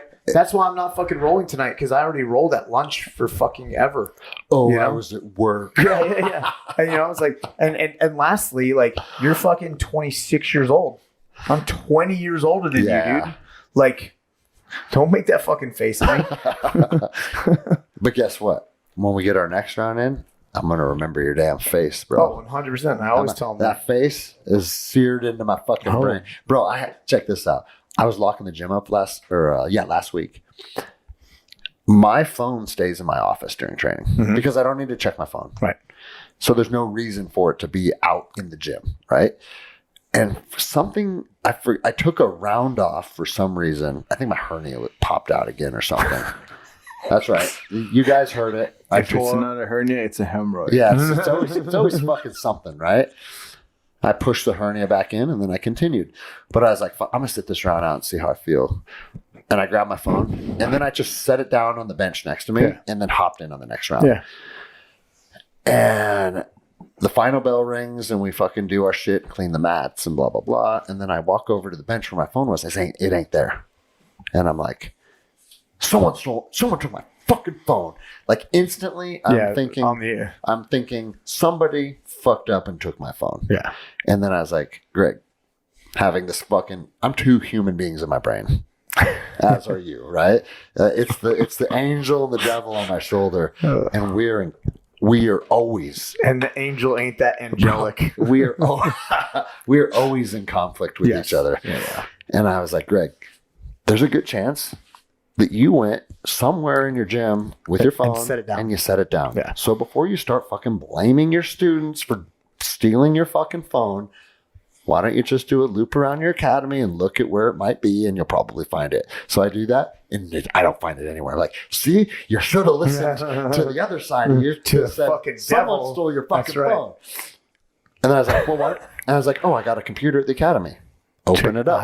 Find my iPhone. I click find my iPhone, and it's already in Monroe, the neighboring cities, right? I got two students that live in Monroe, Rachel and Carson. And I text Rachel. I was like, you take my fucking phone? She's like, I don't have your fucking phone. All right. And I'm using Skylar's phone because he was there with me, right? I text Carson, and he goes, I'm already coming back to the academy.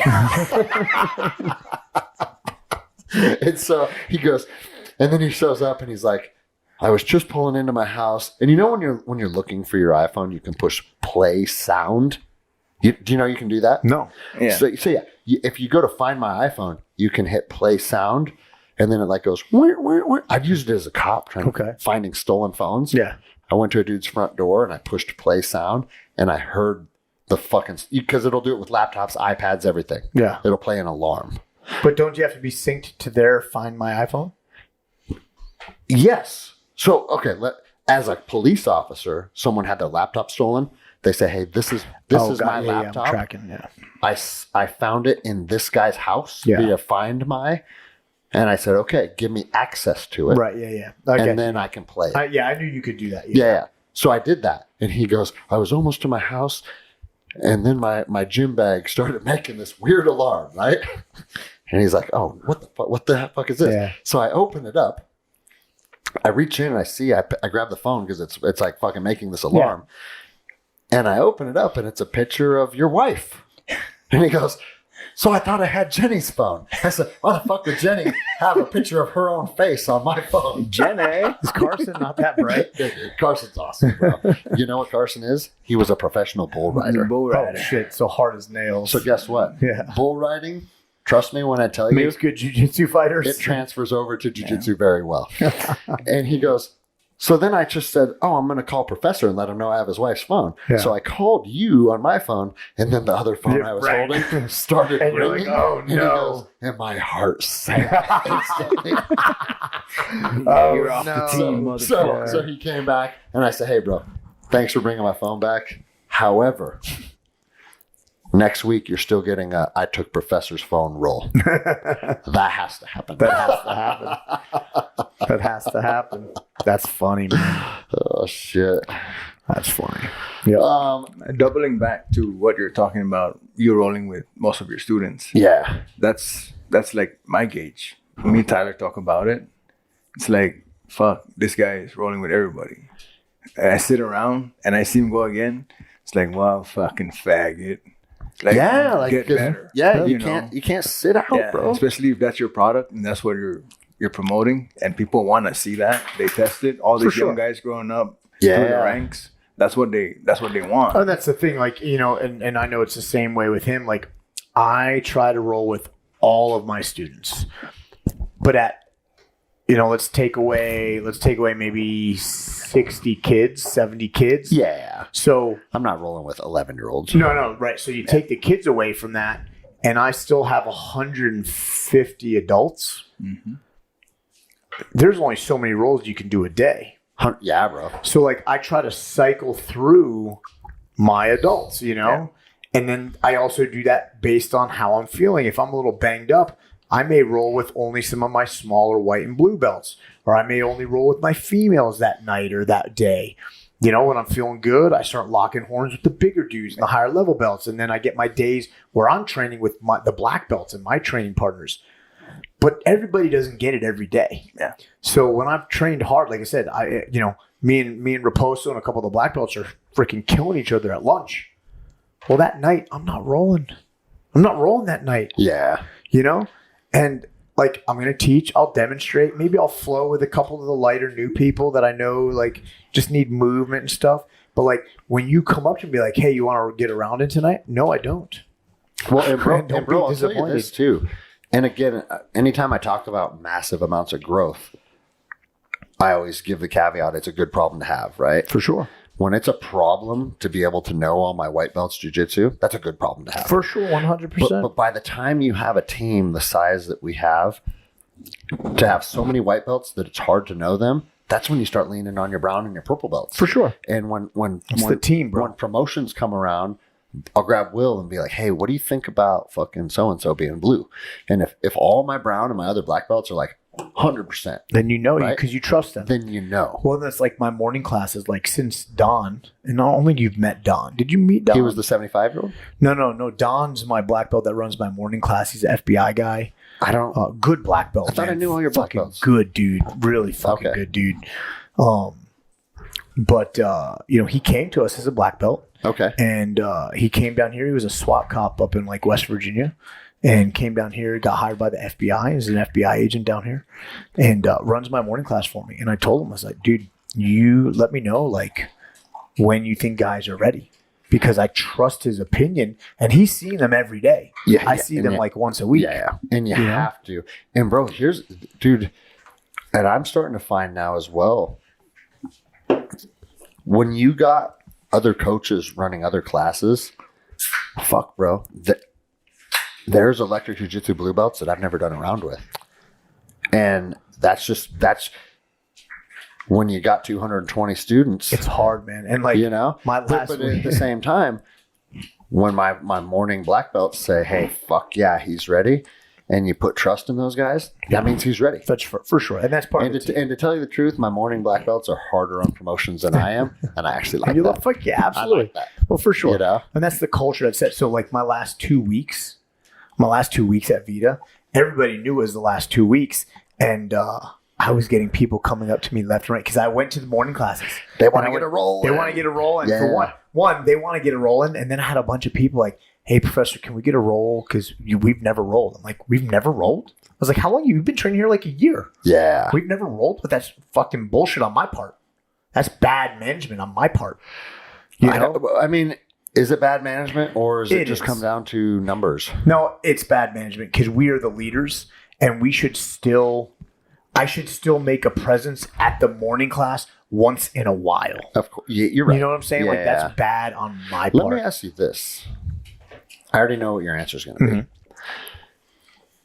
Because my morning black belts are savages. Yeah. Right? And dude, Don is a savage, man. So if you were to go to morning class, would you run it, or would you let Don do his thing? So I've done that.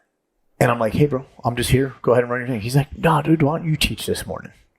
I'm like, you sure? Yeah. Okay. And I'll teach.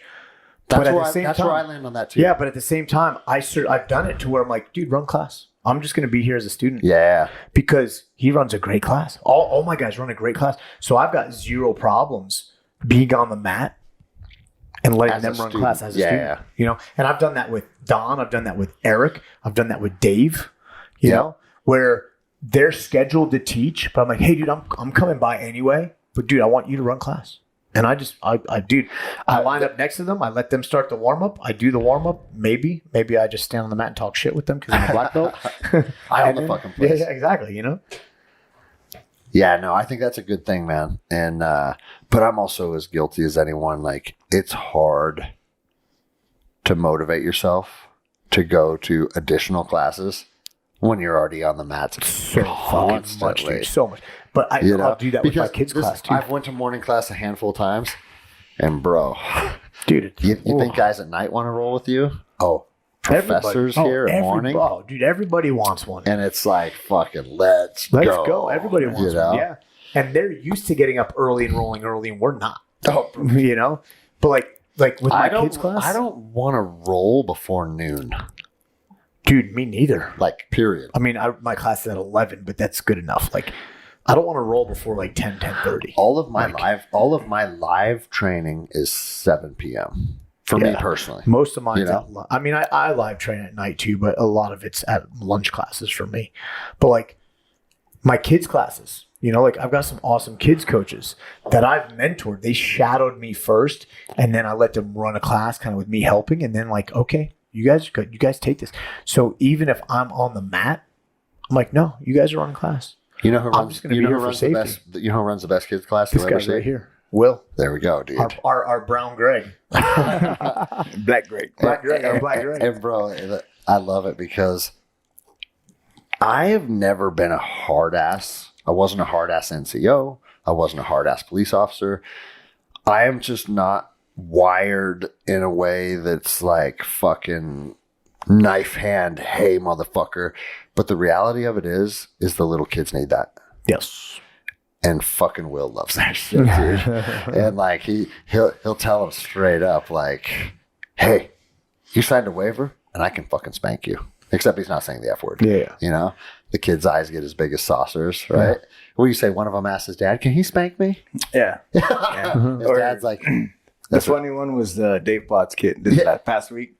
He's like, oh, we're going live now, coach? I said, oh, yeah. He's like, oh, me and this Dave Potts' kid. Yeah. It's like, me and my dad always go live, and I always beat him. I said, well, guess what? I'm not your dad. I mean, I've had that talk with kids, too. Like, I was rolling with, my dad and my mom, and then I passed the guard. I said, that's great, but you didn't. Yeah. They let you pass your guard. And, bro, and here's the thing. I don't even want to get into it. That's why I don't let... I just don't let people beat me, because I'm not saying I don't let them work positionally or whatever. For sure. But like, I'm not going to do them a service if I let them win. No, for sure. Right? And here's the other thing, dude, that's like, and dude, I've been doing jiu-jitsu for 20 years now, and I still struggle with what the right answer is. But I was rolling with one of my white belts. I don't even remember who it was. And I was like, you know what I'm going to do today? I'm going to let him work. And I'm just going to defend and just see how he does when he does get to a dominant position or when he does try and get an attack. But I'm like, he thinks he does. No, I know. So check this out. I'm not going to get submitted by him, right? You're not submitting me, but I'm going to let you work. And then the bell went off, and he had this big smile ear to ear, and he goes, "That's the first time you haven't submitted me." And I'm like, fuck, dude. So this is what I've learned. This is what they don't understand. Yeah, they don't understand. They don't understand. They don't get it. They don't understand. Like, bro, I'll rip every limb off your body. They don't understand when you're working with them. They don't understand. They don't understand it. I don't honestly think this was this giant victory for this guy. I know, because it's the first time I didn't swing. I know. Well, I don't think it's. I don't think you can understand that. Honestly, I don't think you can understand that until like purple belt. But bro, here's the other thing though. I've done rolls with Joao where he didn't submit me. The last thing on planet Earth is you're going to say that I would say to Joao is, fuck yeah, you didn't get me today, dude. Because I know what that means. Because you're next a black belt and you know. He doesn't know. And I don't think, honestly, you know until like purple belt. Because I've had the same sort of thing. Like, you didn't tap me to pressure. I didn't tap you to pressure? All right, well, let's do another round right now. I'm going to break your fucking sternum, and I'm going to send you to the hospital. Because I didn't tap you to pressure because I was choosing to give you 30% of my pressure so I didn't fucking injure you and send you to the hospital, you stupid motherfucker. I mean, the shit should be hard enough for you to, like, do a self-assessment. Right. You know? Because, like, when I wrote with my professor, like, that motherfucking shit, it's hard. Yeah. It's not supposed to be easy. No. It's fucking hard. But I'm not questioning him. Right. Everything is on me. On you, yeah, for sure. It's like when we're done, and then I think to myself, like, oh shit, he only had one arm bar. I'm thinking to myself, like, stop fucking training to try and not lose. Right. Yeah. Like, if you're gonna fucking get tapped, like, get tapped, but figure out how not to get there. That's right. Versus staying strong in one position for 6 minutes. That's right. And not learning shit. Well, bro, Wil, I can tell you right now, you at some point made a conscious decision to move away from pressure and try and be more dynamic and open up, right? Yeah. And I was like, in that moment, you leveled up because it's like, oh, right now, Wil, defending against your passing is now harder.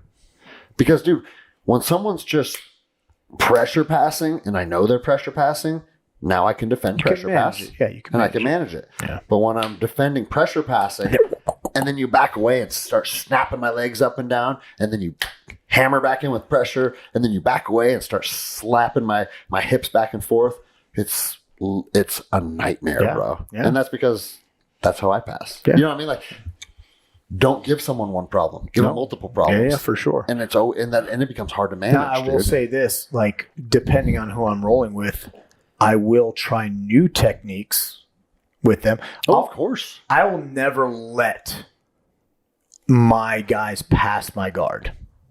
I'll never let them, like, I'm going to let him leg drag me and move to side control.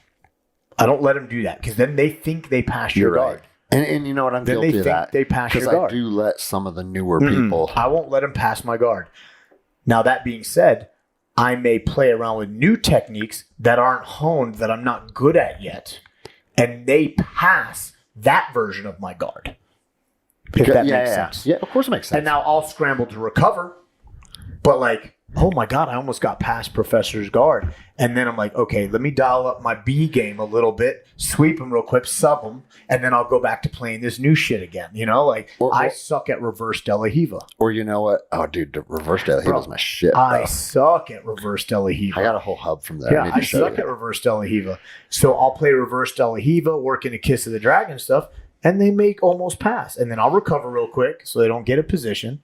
And then I'll sweep them and sub them with something, and then I'll go back to playing my stupid shit again, you know? You know what has happened a handful of times is guys that have shitty passing, all of a sudden one day they have good passing. Yeah. And they catch me off guard. Well, yeah, there's that too. Bro, Big Alex, he was one of them. Like, there's a 0% chance that Alex is going to pass my guard. So I was like, hey, whatever. So I play a loose open guard and just let him try and engage, and I'm literally rope-a-doping, right? And then it was like a year in, one day, he just fucking grabbed my knees and pushed and spun my hips with this powerful twerk. And he weighs, 235? He's a big, strong dude. He's one of our cops. And smashed into side control. And I'm like, no, right? And I've had that happen with a handful of guys. It's like, you think they're going to bring something to the table, but they've leveled up past. They've leveled up past who you think they are, and they catch you. Bro, this happened with Shift the other day. Bro, so Shift's gotten good. Yeah. Shift's gotten good. And like, what I love about it is he's already developed his like own game, his own style, right? So I'm rolling with Shift, and I'm playing top, and he had me kind of like in like a butterfly guard and stuff, and I'm not that I'm sleeping on him. I don't sleep on him, but like I'm playing a little lackadaisical because I know I can pass. I know I can smash him if I want, but that's not the goal. And I'm bigger than him as well, you know. And I'm not sleeping on him. He earned this. Like, I'm not taking this away from him. And next thing you know, I'm like, holy fuck, he's sweeping me, like, holy shit. And I'm trying to switch my hips and kick out of it and backstep. And like, I was able to post and recover, but just barely. And bro, and I was like, holy fuck, he almost legitimately just swept me. And for people that don't train, that aren't actively living the jiu-jitsu lifestyle, which if you're listening to this podcast, I have to assume that you are. Don't assume that, because there's a lot of people that listen to this It's not podcast. automatic. But bro, when you sweep someone that's better than you, Ooh, it's just as good as a submission. Yeah. You know, maybe not just as good, but it's up there, dude. Well, the Especially same thing if with they're- passing if they're guard, guard, bro. like I don't think I've ever swept Joao. But if I were to sweep Joao, I hit him with a scissor sweep or something, bro, I'd be calling you that night. Well, for sure. Well, it's just like the same thing with passing guard. Yeah. If you pass a higher level dude's guard, Huge, bro, bro. that's huge. And that's why I always talk about like training with Buchecha. Not only did I never submit him, not only did I never sweep him, I never even off balanced him. Yeah. Think about that. Yeah. I know. Well, I told you, I rolled with Joao. The first time that I rolled with Joao as a black belt, a win for me with him is I made his eyes open up a little wider. literally, I made his eyes open up a little wider, and then I immediately regretted the decision because I felt the dog go up, and then he smashed me so hard. I finished the round and I ran off the round and asked Joel, because Joel was there. I asked him, I was like, I'll be right back. I got to shit myself. I almost shit my pants. Bro, fucking. And it's funny because even after being a black belt for 9 years and being under Joao now for, I started training with Joao like 2013. So a decade with Joao. If I start to have a little bit of success against him, there's a part of my brain that's like, oh, you're catching up. Yeah, you're getting there. I'm catching up. And then he can remind you, no, you're not. Yeah. I get that. Yeah, you know what I'm saying, dude? It's duly noted. Yeah. I remember, man, I went to Ashi and I grabbed his ankle and it was tight. And I was working on this new ankle lock from Single Leg X from Ashi. And I set it and I was like, and it was tight and his eye went, and next thing you know, his fucking knee went through my sternum. He fucking was out of it. And I don't know what else happened, bro. I was like, fuck, all right, never mind. I made your eyes wide and that's a win for me. Bro, talking about not knowing if you've rolled or if you roll with all your students or like trying to have a hard time managing that. Did I tell you the Jim Jenny story? You know Jim Jenny. Yeah. It's not my wife, Jenny. It's the Jim's Jenny. Yeah. Savage. Yeah. First time I rolled with her, I was like, because dude, once you have so many students, not only do you not get to roll with everybody all the time, but you don't know if you do or not. That's right. And I was like, fuck, have I rolled with this girl before? I literally can't, because she was pretty new, you know? Yeah. I was like, I can't remember if I rolled with her. Well, fuck it. We'll see what happens. The second she grabbed me, it felt like you grabbing me, bro. Bro, she's strong. And man. I was like, oh, never. Yeah. There's a 1,000,000% chance this woman has never put her hands on me because I wouldn't forget I would have this. remembered this, yeah. So you want to hear the best fucking part about Jim Jenny? They just had this big like annual CrossFit event. Yeah, I was there. She won it. Yeah. Right? And then she came over and she goes, I think it's time for me to like start competing in jiu-jitsu. She goes, I want a new challenge. We were messaging the other day and she said she was signed up for a match. She went and she signed up, right? She's cutting weight and she was asking me for pointers. Well, because she talked to me about it and she goes, what weight should I compete at? I said, I'm not here to tell you what weight to compete at. What I am here to tell you to do is whatever weight you decide to compete at, I want you walking around at that weight. Yes. Well, that's what I told her. I said, don't cut. Just walk around. Whatever weight you walk around at, compete at that. And she goes, well, I think I want to cut down to like the next weight class below. I said, don't exactly that. Don't dehydrate yourself. I said, and she goes, I feel like a more nimble athlete at this weight. If you can diet down to it and walk it that way, yes, I'm cool with it. If you got to do a cut, that's a different story. That's not dieting down and walking. And bro, you know what's interesting is the world of MMA and wrestling is obviously the precursor to this. But dude, the world of MMA, you have 24 hours to eat food and rehydrate. The world of jiu-jitsu, you step off the scale and onto the mat. And you know what else has happened? If you're at IBJJF or a tournament that is very, very strict in how they apply their weight brackets and their standards, you know, hey, if I show up in 168, I'm fighting at 168, period. Right. And if nobody else shows up, they just hand you the gold medal. Yeah. I've actually turned down a gold medal from that. I don't want your fucking nobody in my weight class gold medal. But all the smaller tournaments, bro, I cut down from 194 to 181, dehydrated, starved, and I show up and they said, hey, we don't have enough people in the 181, so we combined you with the 194. Like, motherfucker. Of course, dude. And I was in, dude, remember when Rodrigo was in the old Tully's building? Yep. And he used to host tournaments in that building. I was in that building and they told me that. And I was like, that's the last time I cut weight for jiu-jitsu, dude. The fuck am I doing? Bro, so purple, blue, purple, in the very beginning of brown, I fought at lightweight. So I forced myself to walk around at like 162, 163. Yeah, because it's 168 in a gi. 168 in a gi. And it just got to the point where it was too hard. And the last time I competed at lightweight, God, what's the fucking thing called where your fucking muscles get sick? Rhabdo. I got rhabdo. Yeah. Bro, I got rhabdo and I got really sick. I was like, fuck this. I'm not competing at lightweight anymore. And that's when I started like going back to my natural weight, which is middleweight. And I competed my last tournament at middleweight at brown belt. And I met the dude in the finals that I met was ranked number 1 middleweight brown belt. And I fucking murdered him. And I was like, oh, this is my weight class. Because like I had the juice to go through like multiple rounds. And I felt strong, and I was still, because I wasn't really frame-wise as big as those guys, I was still faster than them. Like Trembolone juice? No, not Trend. Not Trend. I'm fucking with you. Not Trend. Yeah. You're saying cardiovascular endurance juice. Oh, yeah, cardiovascular juice. I mean, yes, I do take testosterone. For those of you, oh, that's a lot of testosterone in that picture, blah, blah, blah. It's because you don't look like us. Well, so and shut the fuck up. And also, Trembolone. With your Impossible Burgers. Also, Trembolone doesn't enhance your cardiovascular fitness. It is actually the opposite of that. And I don't take Trembolone, but... Anyways, you were discovering that middleweight is where you're comfortable. Middleweight's my weight division.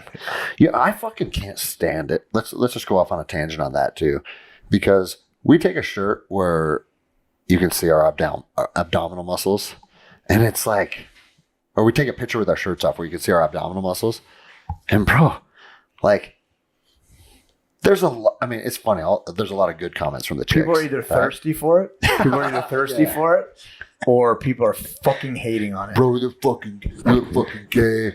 What? Why are you posting OnlyFans content? It's like, bro, ask Jennifer Anderson what percentage of the day I have a shirt on, living my life. Dude, you guys know my deal. I never wear a shirt. It's almost fucking zero. Yeah, same here. Same here. Right? And so it's like, but it's weird if a 40-plus-year-old man, you can see his abdominal muscles. People think it's like this fucking. Yeah, and then the comments starts to fill up. My favorite comments are the steroids. You're on comments. steroids. Those are my favorite comments. And you know what's funny is I always reply back to him. I was like, you're right. I am. Yeah. I take this much testosterone a week. Yeah. You know? I'm not. And bro, I take 1 milliliter of testosterone a week. My buddies that used to be bodybuilders, do you know how many milliliters of testosterone they were taking a week? Every other day. 30. Like, try and wrap your head around that, right? And I don't give a fuck. Take your 30. Right. It doesn't bother me at all, right? But it's funny when people think like, or the other side of the coin. What some people say is like, I don't use steroids, but I am on TRT. What? The same, bro. Just fucking. Not only is it the same, it's literally the same. The same. It's like if I go have a drink of, if right now you handed me a Tito's and a ginger beer. I don't drink. I have a vodka every couple of hours. Yeah. And I think people don't understand, like, bro, TRT is anabolic steroids. That's what it is. Yeah. But if you take it in a low dose, it's sustainable. Well, it's responsible too. And bro, I tell people all the time, when I got on TRT and I used testosterone anathate as my testosterone of choice, And I tried Cypionate and I tried Sustanon, and I like Enanthate the And I best. like Sustanon. And so it's like you have to find Sustanon makes me feel sick. Yeah, And Sustanon there's helps- literally helps me something more than called anything. Sustanon flu that people experience, and I was one of those fucking people. Yeah. Maybe I just have bitch genetics. But like, dude, you can fucking, if you take 1 milliliter, which is like 250 milligrams, I believe, or with some of the sus, it's like 270 milligrams.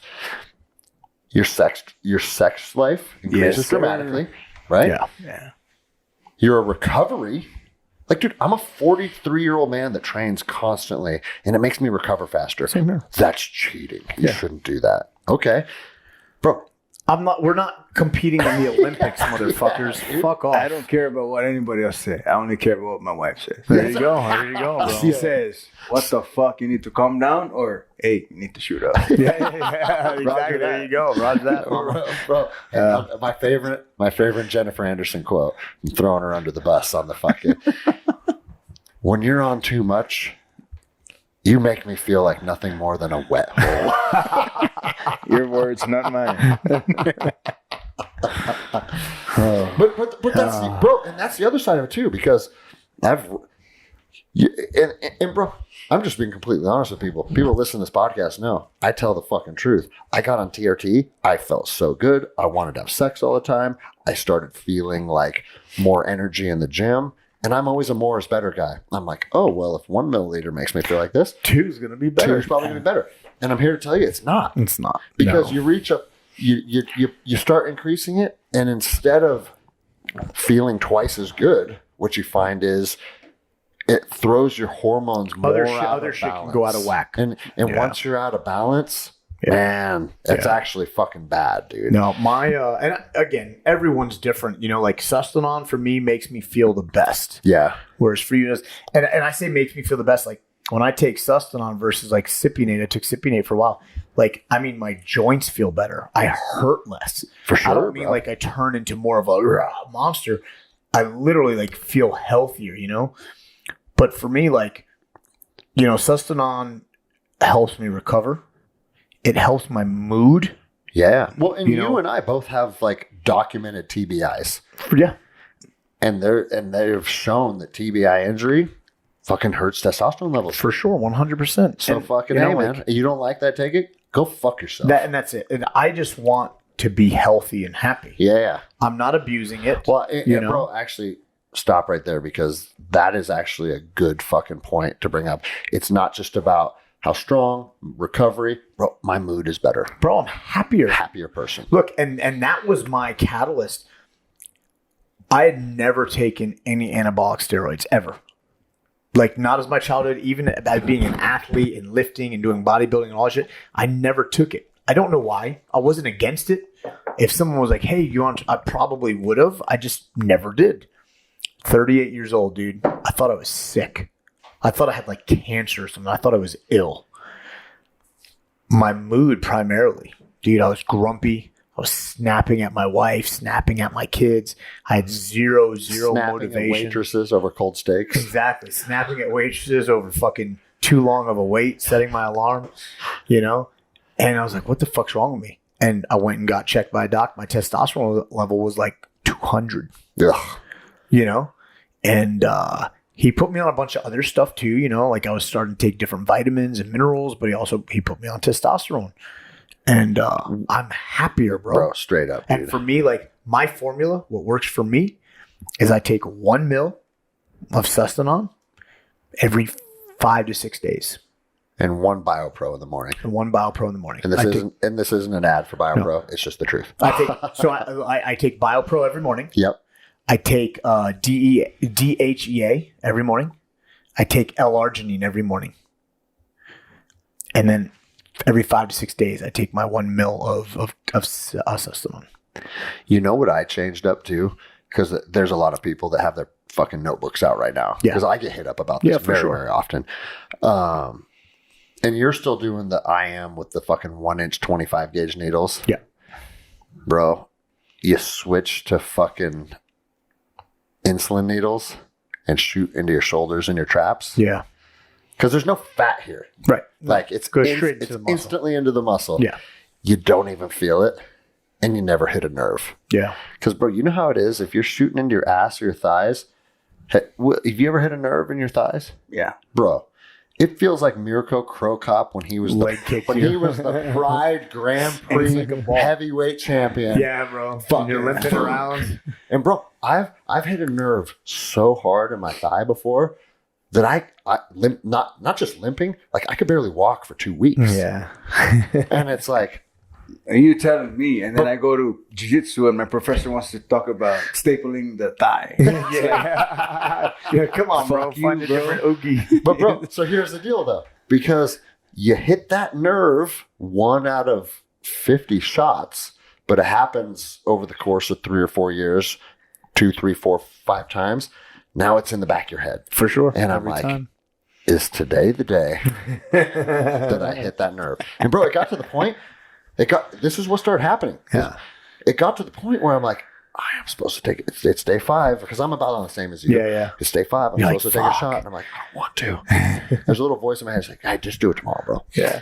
I'll do it tomorrow. And then tomorrow becomes the next day. Yeah. And then it's been 10 days. Yeah. And people say it to me all the time. Well, I don't want to get on something and then have to stay on it. Well, I don't give a fuck, dude. How many people are taking fucking cholesterol medication, heart medication, fucking Prozac, antidepressants every fucking day? Well, bro, we talked about this. I'm not chasing being 85 years old. I'm chasing from 40 to 60. Being someone that is capable of fucking and fighting at the highest level still for my age. Yeah. And I'm fucking... Bro, my sex life right now, it's the best that it's ever been in my entire life. And it's because I'm fit, I'm healthy, my test levels are high, and I'm taking care of myself. For sure. Bro, and also like... And you eat ass. Hey, I was just going to say, this is a good segue to that, because that's the only reason why I want to do the podcast. Yeah. I want to talk about eating ass. You nasty. You nasty. Is it because I'm brown? But bro, like... And then also, I think a big key, and for you younger guys, I think this is an important thing to think about. And it's been fucking proven through fucking studies and science. It's like, you just want to go around and bang as much pussy as you can. It's proven that you have better intimacy and better connection and better longevity and overall better experiences with women if you share it with one woman 100%. at a time. Absolutely. Right? Because guys think, oh, he's a pimp. He goes out and he finds new pussy every night. I mean, That's there's great. nothing really wrong with that. There's nothing wrong with that. But bro, you don't get the same kind of sex life. No, you don't. Is when you build it with the same people. Person. For sure. Yeah, for sure. Person. People. Yeah, for sure. No, for sure. Well, because you build a trust and a comfortability. Yeah. You build a trust and a comfortability with that person or those people that, it's like a safe space so you can let your inhibitions down and you know what each other likes. Yes, dude. To where when you're out banging a new piece of pussy every night, one, the communication boundaries are kind of odd and awkward. And you don't know what each other like. So it's like, hey, how do you like your pussy licked? And it's like... and she doesn't want to really tell you. And it's exciting. How do you like your dick sucked? It's exciting because it's new. My professor tells me, be first. No less. Yeah, be first. No less, dude. That's right. Was he sponsored by Shoei Roll? Yeah. Women always come first with me. Multiple times. And last. Because I'm in it for the long haul. You know what? And the show starts. No, it is. It's the truth, though. And it's not because we had a couple glasses of fucking vodka. This is the truth, man. Because all of the women that I've had long-term relationships with, that have had like long-term sexual relations with, they all tell me the same thing. They're like, most men, and when they say most men, literally almost every other man, other than people that are fucking savages. Most men don't make sex about the woman, they make it about themselves. For sure. Dude, if you are going into sexual intimacy so you can come, you're fucking wrong. Go log wrong. into Pornhub and jerk off, dude. You're fucking wrong. Right? Bro, the I whole read a statistic. The whole reason that you're sharing that experience with a woman is to pleasure your fucking give woman. Her an experience because it's exciting. Yes. And it's powerful. And if you're not going into it with that mindset, she's fucked, bro. She's going to find someone else. She's going to find someone else. Like us, Adidas. Anyway, dude, I read a statistic the other day that the average length of couples having intercourse less than 5 minutes, is right? 2 to 5 minutes, 2 to bro. 5 what minutes. the fuck? 2 to 5 minutes, bro. 2 to 5 minutes. 2 to 5 minutes. I'm barely like teasing you and tickling your pussy for fucking 5 minutes before we even get started. You know, like, Bro, if you can't, I tell my young guys, I was talking to some we're of my, going there, Will. We're fucking No, let's go. It. I was Let's talking, go. I was talking to some of my younger guys about this. It may or may not have been Skylar. And I was like, listen, bro, and this is my theory, and this is the truth, right? I think if you are a savage fighter, that directly carries over to being able to be a savage fucker. And this is why. In high emotional situations, I'm in charge of my body. That's right. You can control I am in charge of my your body. physiology. I can control my physiology when emotions are skyrocketing through the moon. That's right. And that can be intimate emotions, Right. or that can be fucking violent emotions. That's right. But when somebody is interacting with me and my emotions are through the roof, I'm still in control. Right. You gain that through fighting, bro. For sure, 100%. Once you become a high level fighter, and it's like when we say high level fighter, sure, there's dudes that'll fuck them off the floor with me. Of course. But But we are capable of killing 99.99999% of men walking planet Earth. Right. Once you become into that echelon of men and you can control your physiology, where most men would crumble or prematurely ejaculate. or premature ejaculate. Bro, it's the same thing. I know. I'm being serious. It's the exact same thing. Yeah. So I've been a proponent of jiu-jitsu for a million reasons.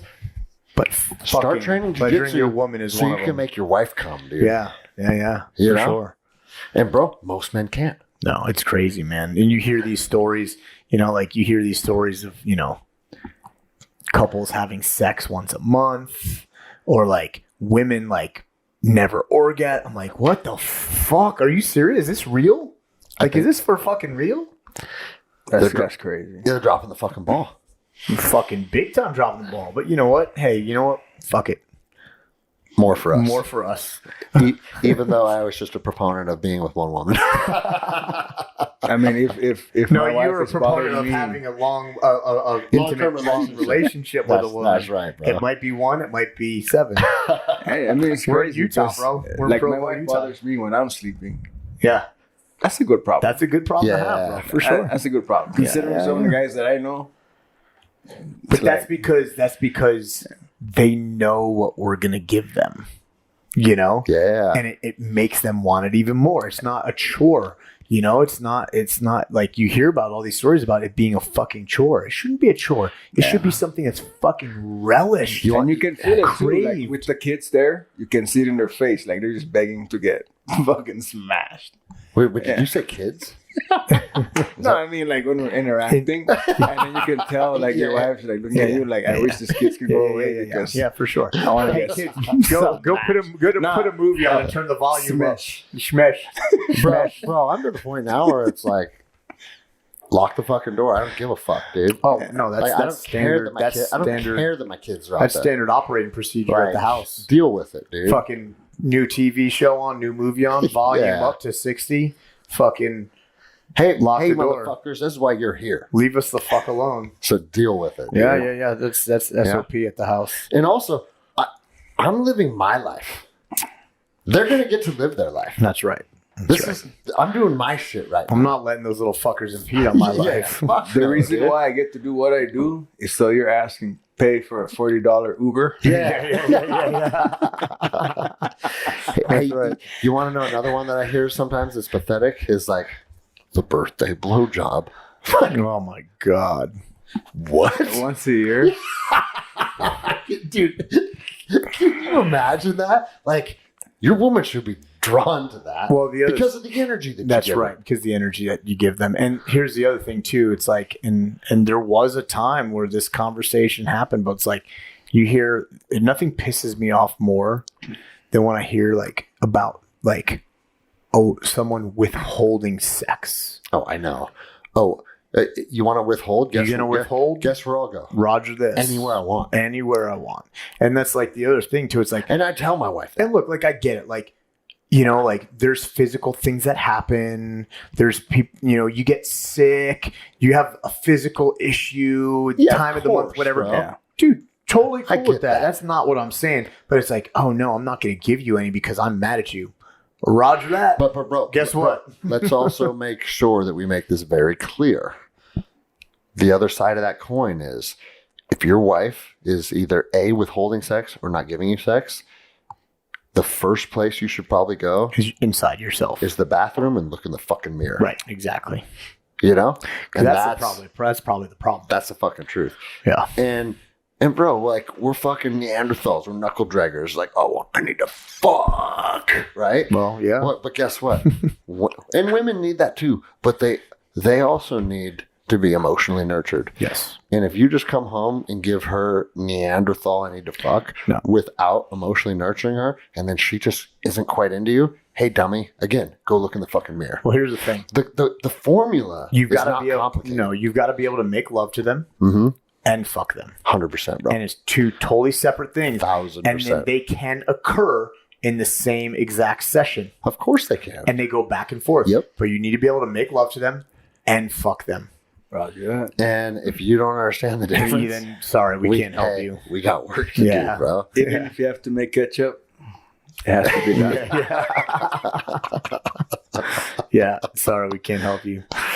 But bro, it's funny. Like, Endless Endeavor podcast is going to become a sex therapist podcast, dude. Dude, every SWAT training, all the new rookies, the new probies on the team and stuff, I would turn every CQB training into like a fucking like relationship sex fucking like mentorship program. Yeah. And I'll be like, all right, boys, fucking new guys. They didn't have names, right? They're new guys. They don't fucking rate names. FNGs. Yeah, they don't rate names. Hey, new guys, who here, and be fucking honest with me, who here doesn't eat their woman's ass or their girlfriend's ass? And all these young guys go make a face and raise. I'm like, get the fuck out of my house. You guys are off the fucking team. You're off my you guys team. are all worthless faggots. You want to hear one more of my theories since we're throwing all our theories out here? Yeah, send it.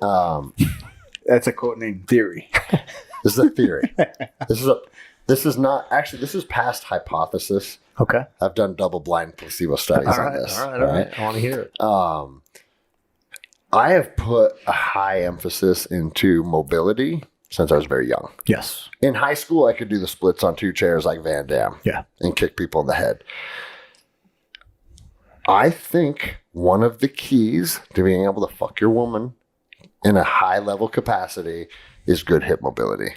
100% bro. And if you can't fucking take your fucking hips and completely open them up, guess what you can't do? Yeah. You can't get in there at all the angles. Yeah, for sure. And that's your fucking fault. Yeah, for sure, 100%. So go against the wall and sit Indian style. That's right, motherfucker. Not crisscross applesauce. Indian style. Indian style.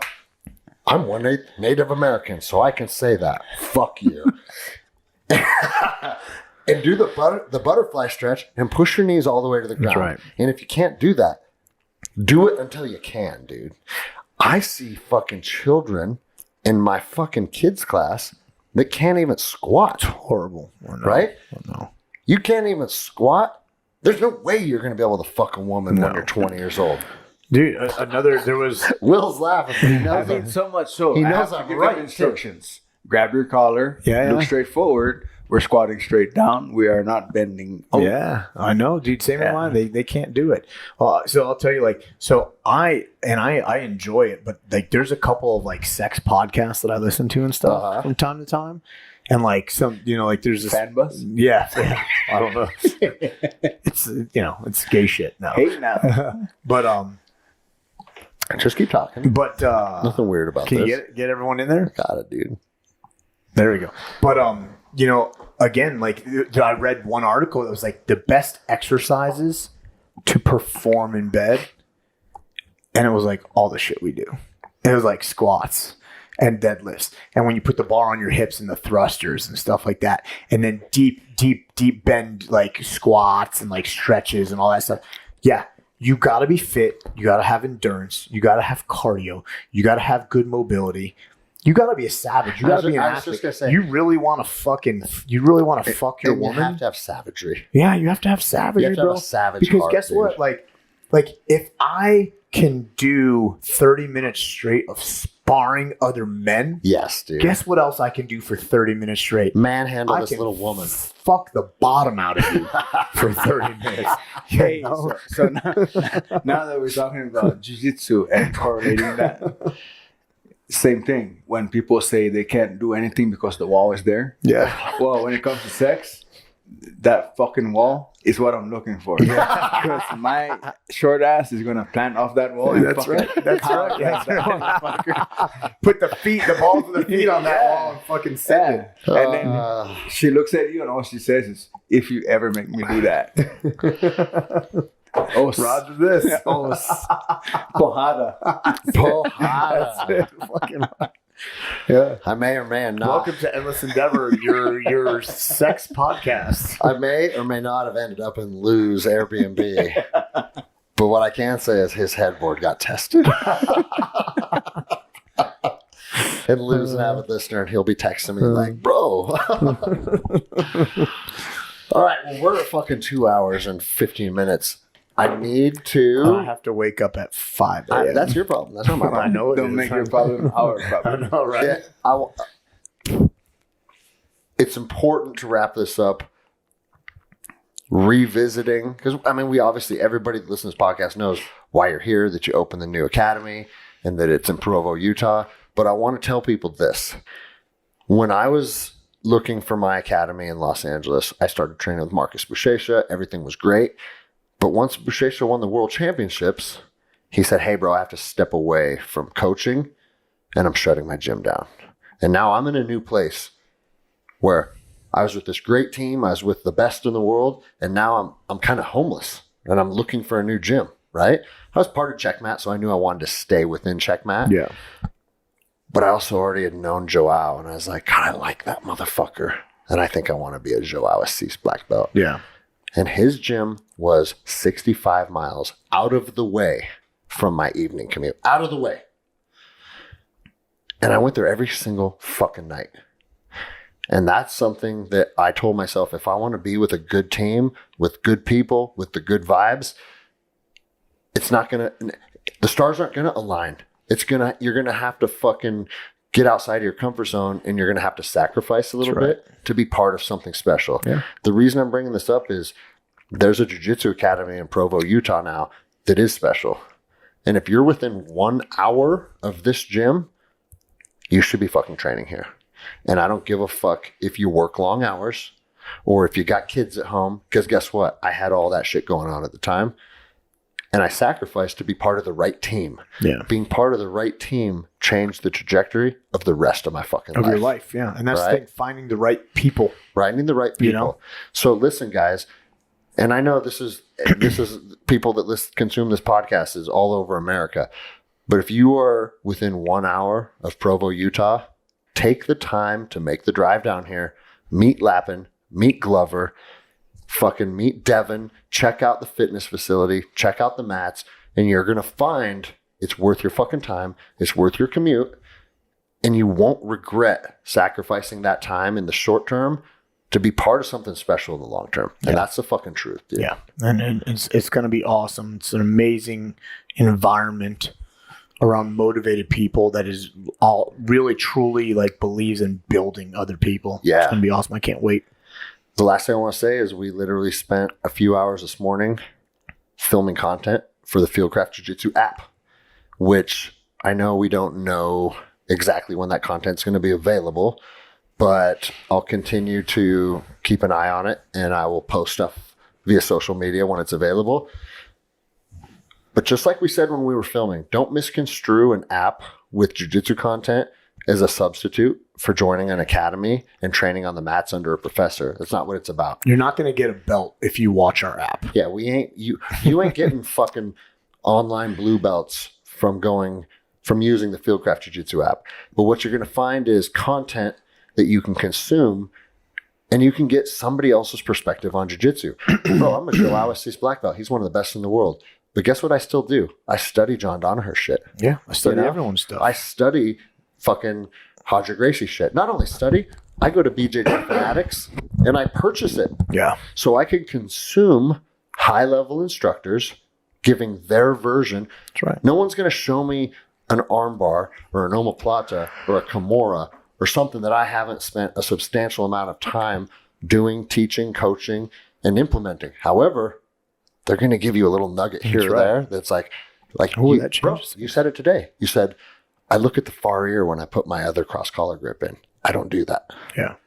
Guess what I'm going to try now, tomorrow night. Yeah. That's the value in these app-based programs, these BJJ-based programs, and that's where stuff comes alive, dude. Yeah, for sure. Because inevitably, when you train under one person, you consume that one person's jiu-jitsu. I'm not trying to build 225 Greg Andersons. I'm giving you my tools, and then I expect you to go out there and expand it on your own. That's right. And find more shit that serves you.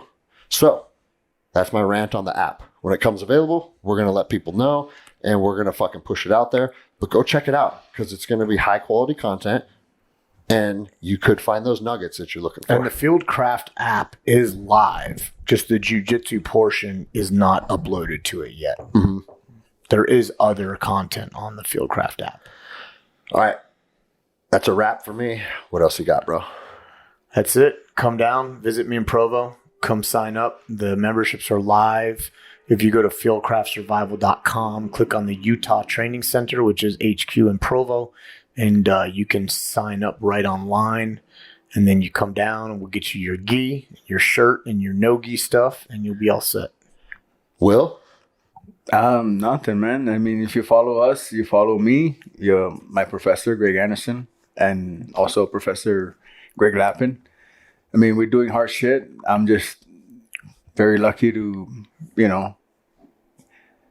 film people doing cool shit and trying to get everybody into building a stronger community and, fighting against all this tyranny that's being opposed on us.